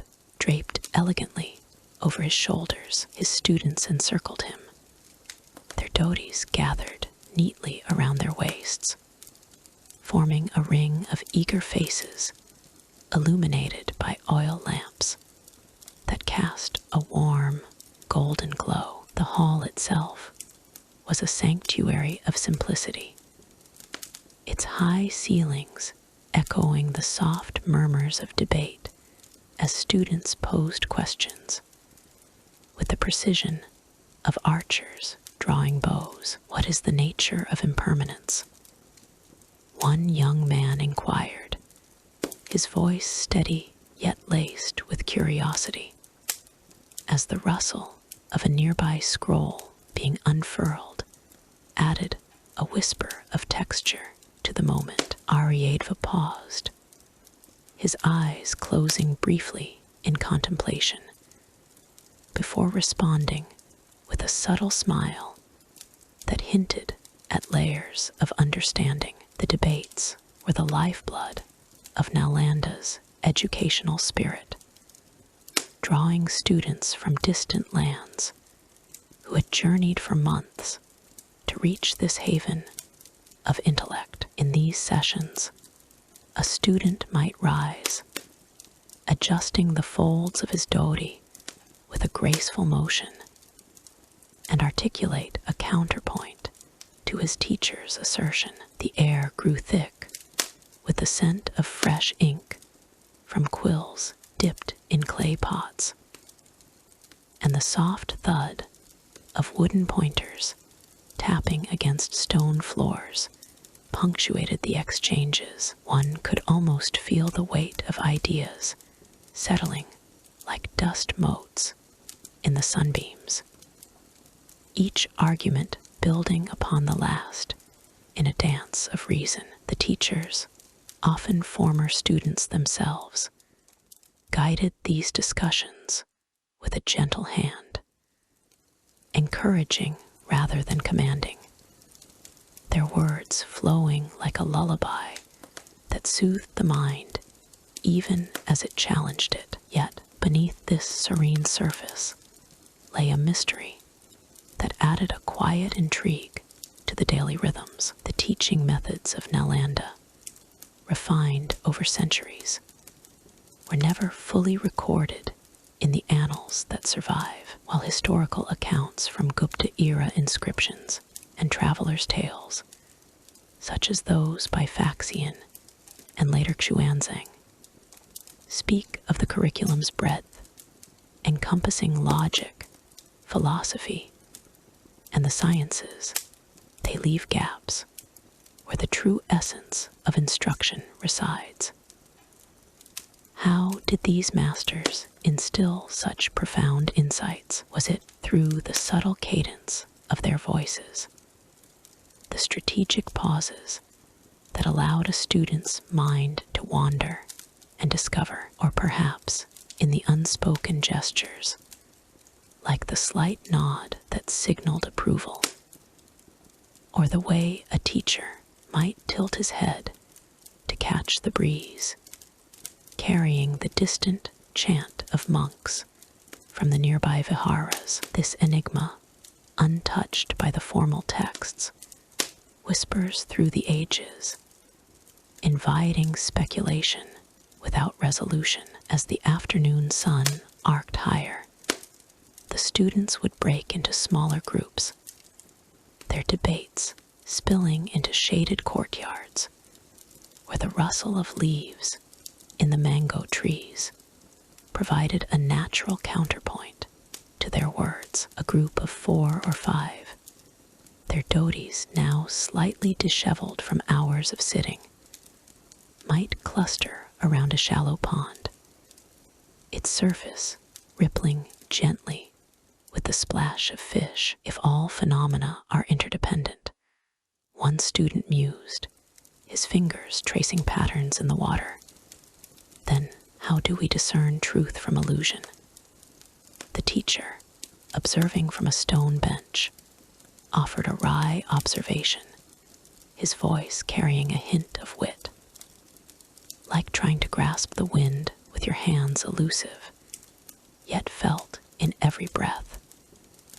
The students chuckled softly, the sound blending with the distant coo of pigeons roosting in the eaves, a reminder that learning was not a burden, but a gentle unfolding. In these moments, the sensory world of Nalanda came alive, wrapping the interactions in a cloak of tranquility. The cool touch of marble pillars under curious palms, the faint taste of sweetened rice shared during brief pauses, and the rhythmic inhale of incense, smoke, all wove into the tapestry of education. Teachers like Ariadva drew from historical precedents, such as the debates recorded in the works of Nagarjuna, a luminary whose ideas still echoed in the halls, yet they adapted these foundations to the individual, fostering a personal connection that transcended rote memorization. A student's question might lead to a story from the teacher's own youth, tales of arduous pilgrimages under the stars, where the Milky Way served as a celestial map of cosmic truths. The mystery deepened as evenings approached, when the halls grew dimmer and the debates softened into reflective dialogues. What oral traditions, passed from master to disciple in hushed tones, shaped the minds of these scholars? Perhaps it was the art of mindful listening, where a teacher's silence spoke louder than words, or the use of metaphors drawn from the natural world, the flow of the Ganges mirroring the stream of consciousness. These methods, never inscribed in the stone edicts or copper plates that documented Gupta governance, remained a shadow play, flickering just out of reach. In the quiet hours, as the last rays of sunlight faded, students might retire to their cells, the soft murmur of evening prayers drifting through the air, leaving one to ponder the intangible legacy of Nalanda. Through it all, the interactions carried a calming cadence, a rhythm that lulled the spirit even amidst intellectual fervor. The students, with their youthful energy tempered by respect, learned not only from words, but from the very atmosphere, the way the air grew still during a profound insight, or the gentle creak of a door as a teacher entered, signaling the start of another session. Historical examples, like the debates on Buddhist logic attributed to Dignaga, a contemporary figure, infused these exchanges with depth, yet always with an air of subtlety. One might recall how Dignaga's treatises on inference were dissected not through rigid drills, but through playful hypotheticals, such as comparing a fleeting thought to a bird in flight, its wings brushing against the clouds as the days blended into one another. The mystery of these unrecorded methods lent an air of wonder, a subtle wit in the universe's design. For in Nalanda, knowledge was not a possession, but a shared breath, exhaled in the cool night air and inhaled anew each morning. The students, ever curious, carried this enigma with them, much like the faint scent of jasmine that clung to their dhotis long after the flowers had wilted. And as the stars began to emerge, casting a soft glow over the halls, one could sense the transition to deeper reflections, where the boundaries of teacher and student blurred into the vast expanse of learnings eternal cycle. In this serene world, the interactions of Gupta dynasty scholars continued, a testament to the enduring quest for understanding. Yet, as the night deepened, thoughts inevitably turned toward the horizons beyond, where other tales awaited in the quiet tapestry of history. In the ancient heart of Nalanda, where the warm sun dipped low over terraced gardens, and the air carried whispers of sandalwood and stone, students of the Gupta dynasty moved with quiet purpose through the vast library halls. It was the 5th century, a time when knowledge bloomed like lotuses in the monsoon rains, and young scholars, draped in the soft folds of white dhotis that brushed against polished floors, gathered to maintain the humble instruments of their craft. Here, amid scrolls of palm leaves stacked like ancient secrets, they honed their tools with a rhythm as steady as the Ganges flow, their movements a gentle dance of preservation and care. The students, boys and girls alike from distant kingdoms, sat cross-legged on woven mats, their fingers calloused yet deft from hours of study. One by one, they selected their quills' feathers, plucked from migratory birds that had crossed the Himalayas, laying them out on low wooden tables scarred by generations of use. The quills, once vibrant with the ink of ideas, had dulled from the endless tracing of letters across rough palm leaves, and now required renewal. With a small grinding stone, cool and smooth as river pebbles, a student would begin the process.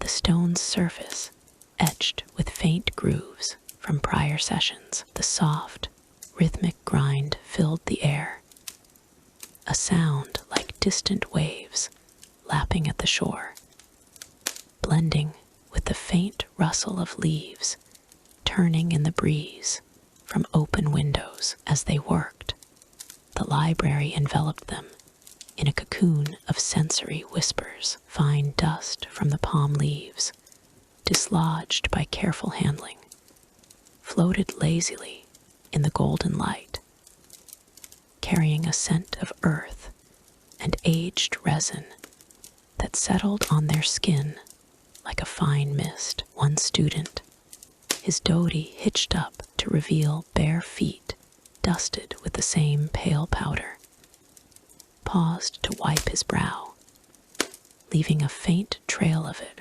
across his forehead. The grinding stone, held firmly in palm-worn hands, met the quill's tip with a gentle pressure, producing a whisper-soft scrape that evoked the call of crickets at dusk. Subtle wit lingered in their shared glances.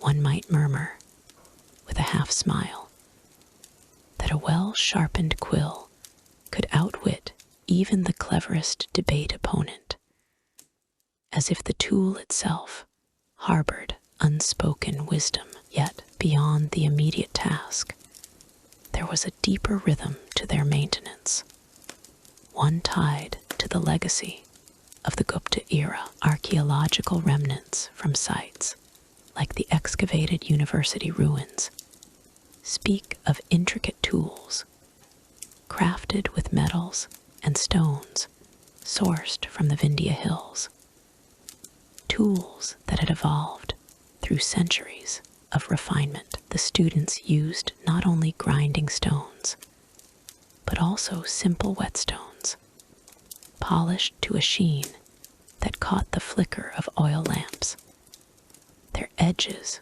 worn smooth by repetitive strokes. Each quill was aligned against a straight edge of bamboo, its surface marked with faint engravings that hinted at forgotten designs. As they sharpened, They applied a light oil from crushed sesame seeds, the faint nutty aroma mingling with the dust, creating a balm that preserved the feather's flexibility. This oil, derived from local harvests, left a subtle sheen on the quills, a tactile reminder of the land's bounty. In these moments, the student's focus extended to other essentials, like the small knives used for trimming palm leaves, though they avoided the broader routines of daily life that filled other parts of their days. One boy,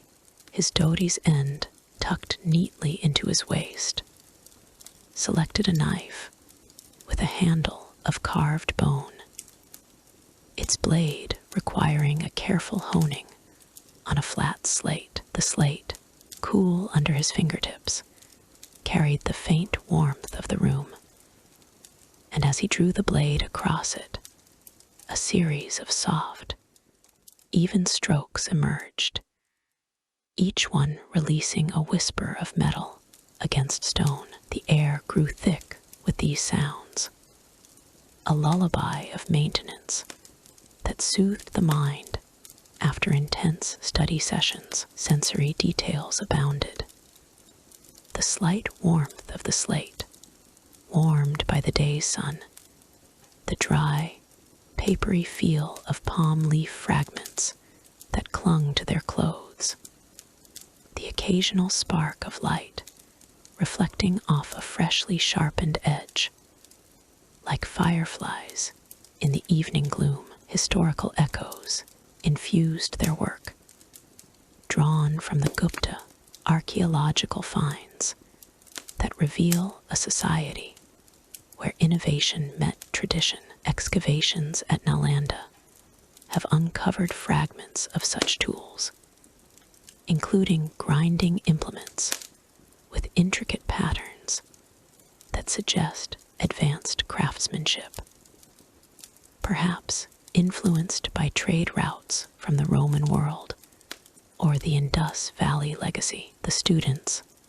though unaware of future discoveries, instinctively honored these roots, their methods passed down through oral traditions from elder teachers. Yet amid this care, a quiet mystery wove through their routines, the enigma of lost tool designs, those elusive innovations that had vanished like mist at dawn. Whispers among the scholars spoke of ancient blueprints, etched on perishable materials that crumbled with time, designs for quill sharpeners that could adjust with mechanical precision, or stones infused with rare minerals for longer lasting edges. These were not mere tools, but artifacts of ingenuity, their secrets perhaps carried away by invading winds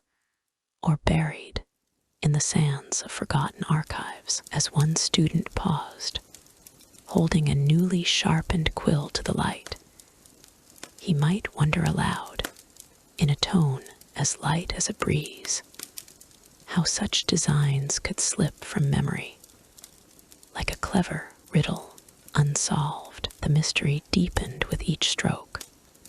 For instance, archaeological evidence from Gupta sites hints at specialized clamps or holders, now only imagined through faint impressions in clay seals, that once aided in precise maintenance. These lost elements, distinct from the writing tools themselves, added a layer of intrigue, a subtle puzzle that the students pondered while their hands moved in rhythmic harmony. The air, heavy with palm leaf dust and the faint oil scent, seemed to hold these unanswered questions, inviting reflection rather than urgency. Through it all, the scene unfolded with a calming cadence, each action a thread in the tapestry of learning.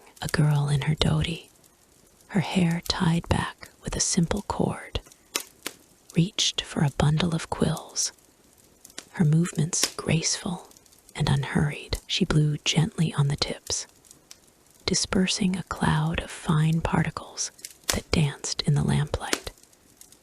Their descent, as slow as falling petals, the grinding continued, a steady undercurrent, while outside, the distant call of peacocks echoed, blending with the library's hush. Subtle wit surfaced in their banter.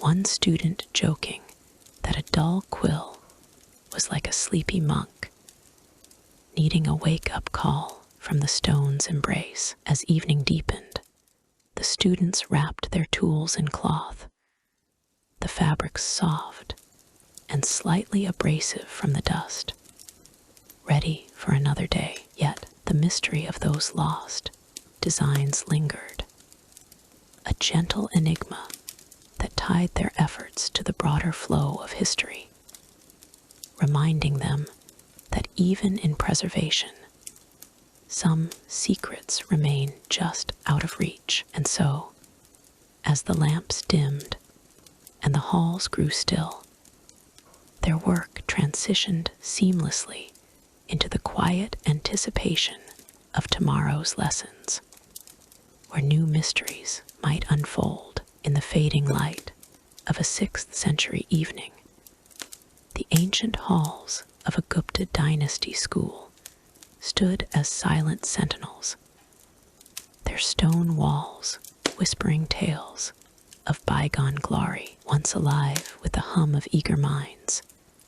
These chambers now cradled the weight of neglect, where shadows lengthened like gentle fingers drawing a veil over forgotten knowledge. The air carried a soft, earthy scent of aged clay and decaying leaves, as if the world itself sighed in resignation. Here, in the heart of what was once a beacon of learning in northern India, the decline unfolded not with thunderous upheaval, but in the quiet unraveling of threads that had bound generations. The libraries, those venerable repositories of wisdom, had begun to show their years, like elders settling into repose. Shelves of weathered teak groaned under the burden of scrolls that curled at the edges, their papyrus skins brittle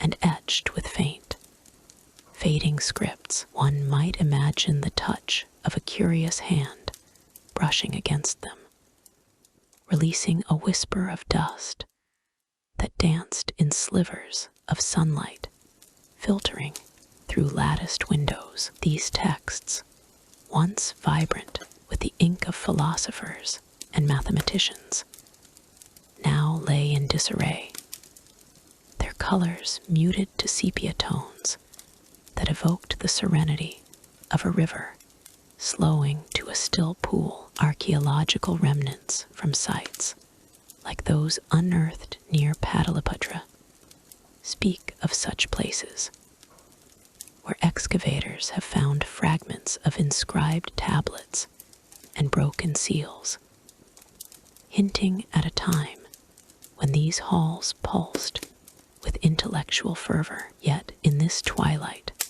the scrolls seemed to rest, their stories half told, as if pausing for a breath that never came. Amidst this calm decay, students moved like ghosts through the corridors, their dhotis worn thin at the hems, the fabric soft and frayed from years of faithful service. These young scholars, with eyes heavy from unfulfilled dreams, carried themselves with a quiet dignity, their steps muffled by the dust layered floors. One could almost hear the faint rustle of their garments, a subtle symphony of threads whispering against skin, as they gathered in the common halls for what lessons remained. The dhoties, once crisp and white, now bore the subtle patina of time,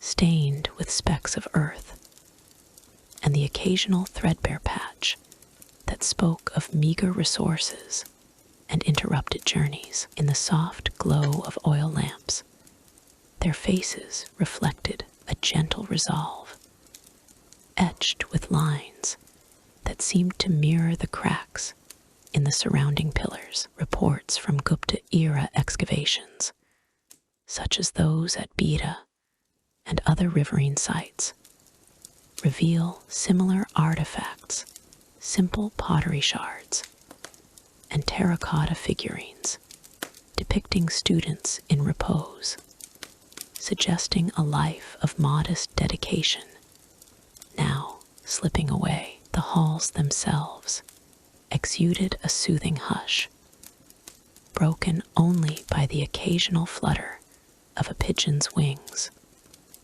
or the distant murmur of a breeze through the courtyard trees. These spaces, vast and vaulted, had been designed for contemplation, with arched doorways framing views of starlit skies that once inspired profound thoughts. Now the quiet pressed in like a warm blanket, enveloping all in a lullaby of stillness. Sensory echoes lingered.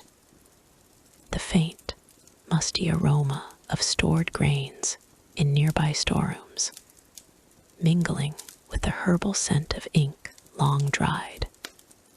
The cool touch of stone benches, smoothed by countless sittings, offering a comforting seat to those who paused to reflect. It was as if the architecture itself conspired to ease the transition, its grandeur softening into a gentle fade, much like a melody trailing off into the night. Yet woven through this serene unraveling was a mystery that lingered like an unspoken secret. The causes of this decline remained unrecorded, lost to the sands of time in a way that archaeological reports could only hint at, never fully reveal. In the Gupta Empire's later years, as the 6th century waned, whispers of external pressures and internal frailties surfaced in the findings from sites like those along the Ganges. Invasions from the northwest, perhaps, or shifts in trade routes that starved the schools of sustenance, left no clear inscriptions to decipher. One might ponder, with a subtle wit, how even the most meticulous scribes could overlook their own era's undoing, as if history itself dozed off mid-sentence. The mystery lay not in dramatic battles or fiery edicts, but in the subtle erosion of support funds that trickled away like water through parched soil, patrons whose interests turned elsewhere, and a society that, in its weariness, let the flames of learning dim. Excavations have uncovered coins and seals from this period, their engravings worn smooth, symbolizing the empire's fading grip. Yet, they offer no definitive answers, only intriguing shadows that invite quiet speculation. As the days shortened into the cool embrace of winter, the students adapted with a graceful resilience, their routines pared down to essentials. In the morning hours, they might gather under the shade of ancient banyan trees, their leaves rustling softly like pages turning in a breeze, to recite what verses they could recall from memory. The sensory world around them amplified this tranquility.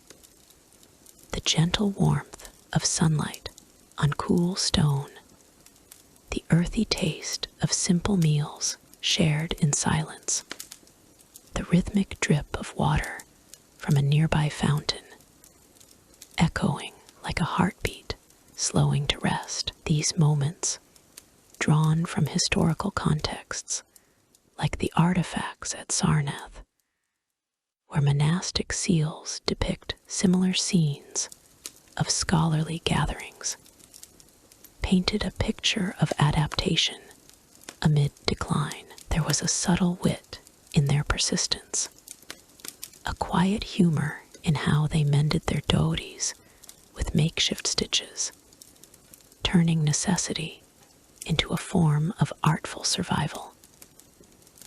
The libraries, too, held their own quiet narratives, scrolls that once detailed astronomical charts or treatises on governance now sat in stacks, their edges curling inward as if retreating from the world. One could almost feel the texture of their surfaces, rough and uneven, carrying the faint imprint of fingers that had turned them long ago. The air in these rooms carried a nostalgic fragrance, a blend of sandalwood and aged paper, evoking memories of a time when debates filled the air with lively discourse. Archaeological evidence from Gupta sites, such as the clay seals and inscribed bricks found in abandoned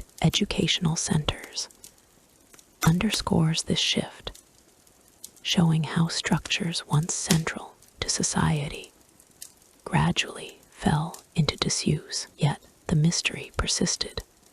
Why had no chronicler captured the precise moment of turning? Was it a gradual whisper of change, or an unseen force that slipped through the cracks, leaving only questions in its wake? In the evenings, as twilight deepened, the students would retire to their modest dormitories, where the faint glow of clay lamps cast long, soothing shadows on the walls. Their dhotis, folded neatly at the foot of simple cots, seemed to embody the era's essence, worn, yet enduring, a testament to lives shaped by knowledge's fleeting light. The halls, now emptied of their former bustle, resonated with a peaceful solitude, the kind that invites reflection without urgency. Here, the decline was not a tragedy to be mourned with fervor, but a natural cadence, like the soft exhalation of a story nearing its end. Through it all, the unrecorded causes wove a thread of intrigue, a puzzle that archaeological reports tease but never fully solve. Perhaps it was the weight of prosperity that led to complacency, or the subtle encroachment of new powers that diverted resources like a river changing course. With a detached wit, one might muse that even empires, like weary scholars, eventually close their books and drift into dreams. As this chapter of Gupta learning drew to a close, the scene set the stage for what was to come, where new seeds might one day sprout from the soil of the old, carrying forward the eternal quest for understanding. In the quiet dawn at Nalanda, where the ancient ruins whisper secrets to the breeze, a team of archaeologists moved with the grace of shadows lengthening across the stone. The air carried a faint, earthy scent of dew-kissed soil and sun-warmed brick, as if the past itself were exhaling softly after centuries of slumber. Here, amid the remnants of what once was a beacon of knowledge under the Gupta dynasty, they gently brushed away layers of time, uncovering echoes of a legacy that still shaped the heart of modern India. The Gupta era, from the 4th to the 6th century, had birthed institutions where learning flourished like rivers, feeding vast plains. These schools, scattered across the subcontinent, were more than mere academies. They were cradles of thought, fostering sciences, arts, and philosophies that rippled through time. Today, as the archaeologists worked, their tools a soft, bristled brush, a delicate trowel disturbed the silence only with faint, rhythmic scrapes. The site at Nalanda, recognized by UNESCO as a pinnacle of ancient education, revealed artifacts that tied the threads of history to the present. According to museum records from the National Museum in New Delhi, these finds included stone inscriptions and clay seals, but it was the scrolls that held the true allure, their edges curled like the petals of a long-forgotten flower.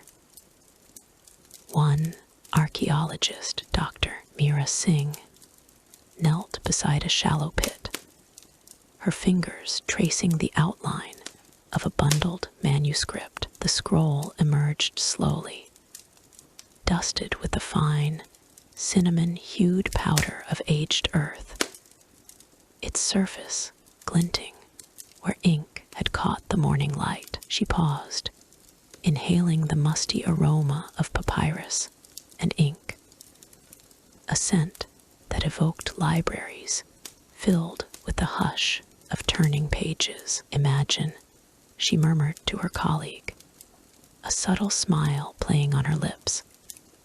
These words have waited longer than empires to be read again. The Gupta schools, as detailed in UNESCO World Heritage reports, emphasized a holistic education, blending astronomy with poetry, mathematics with meditation. In modern India, this legacy lived on in institutions like the Indian Institutes of Technology, where the spirit of inquiry echoed the debates once held in Nalanda's grand halls. As the team carefully unrolled the first scroll, the air grew thick with anticipation, carrying the faint, resinous tang of preserved materials. The ink, faded yet resilient, glinted like stars on a twilight sky, each character a testament to the scribes who had labored under oil lamps centuries ago. These documents, safeguarded in the Archaeological Survey of India's archives, spoke of curricula that integrated practical knowledge with ethical wisdom, influencing contemporary fields like medicine and governance. The Gupta dynasty's educational reforms, as noted in UNESCO assessments, promoted accessibility, drawing students from distant lands, China, Persia, and beyond to centers like Nalanda and Vikramashila. Today, one could see this in the inclusive ethos of India's public universities, where diverse minds converged, much as they once did in those ancient courtyards. Yet, amid the revelations, a gentle mystery wove through the discoveries, like a melody half heard in the wind. The scrolls contained fragments of student tales, whispers of young scholars whose names had dissolved into obscurity. One passage, etched in elegant script that shimmered under the archaeologist's lamps, described a prodigious student named Aryaka, who, according to the text, unraveled cosmic patterns in the stars, but vanished from historical records. Why had these narratives faded? museum exhibits in Calcutta, and Delhi hinted at oral traditions that might have preserved such stories. But the scrolls suggested a deliberate omission, perhaps to safeguard secrets of ancient innovations. Dr. Singh, with a wry glint in her eye, remarked, "It's as if the past plays hide and seek, revealing just enough to intrigue us." This enigma of forgotten student tales added a layer of intrigue, distinct from the grand achievements, inviting modern scholars to ponder the human elements lost in time. The excavation continued under the soft glow of the afternoon sun, its warmth caressing the site like a lullaby. Birds chirped lazily from the banyan trees overhead, their calls blending with the rustle of leaves, while the archaeologists' movements remained deliberate and serene. Another artifact surfaced, a bronze tablet, its surface cool and smooth under probing fingers, inscribed with verses on ethical governance, drawing from Gupta-era texts referenced in UNESCO educational heritage studies. These schools had not only advanced knowledge, but instilled values that permeated Indian society, evident in today's constitutional principles and community-driven initiatives. For instance, the ancient emphasis on debate and critical thinking mirrored the vibrant discussions in modern literary festivals across the country, where ideas flowed as freely as the Ganges. As evening approached, the team gathered around a makeshift table, the scrolls laid out like treasures from a dream. The sensory details were mesmerizing. The papery whisper of unfolding documents, the subtle grit of dust on fingertips, the faint, herbal scent of the inks derived from natural pigments. Historical examples from museum records illustrated how Gupta innovations in metallurgy and architecture influenced contemporary engineering marvels, such as the iron pillar in Delhi that stands rust-free, a silent nod to their metallurgical prowess. Yet it was the mystery that lingered, the tales of students like a young astronomer who charted monsoon patterns with uncanny accuracy, only to disappear from annals. Why were these stories omitted from later chronicles?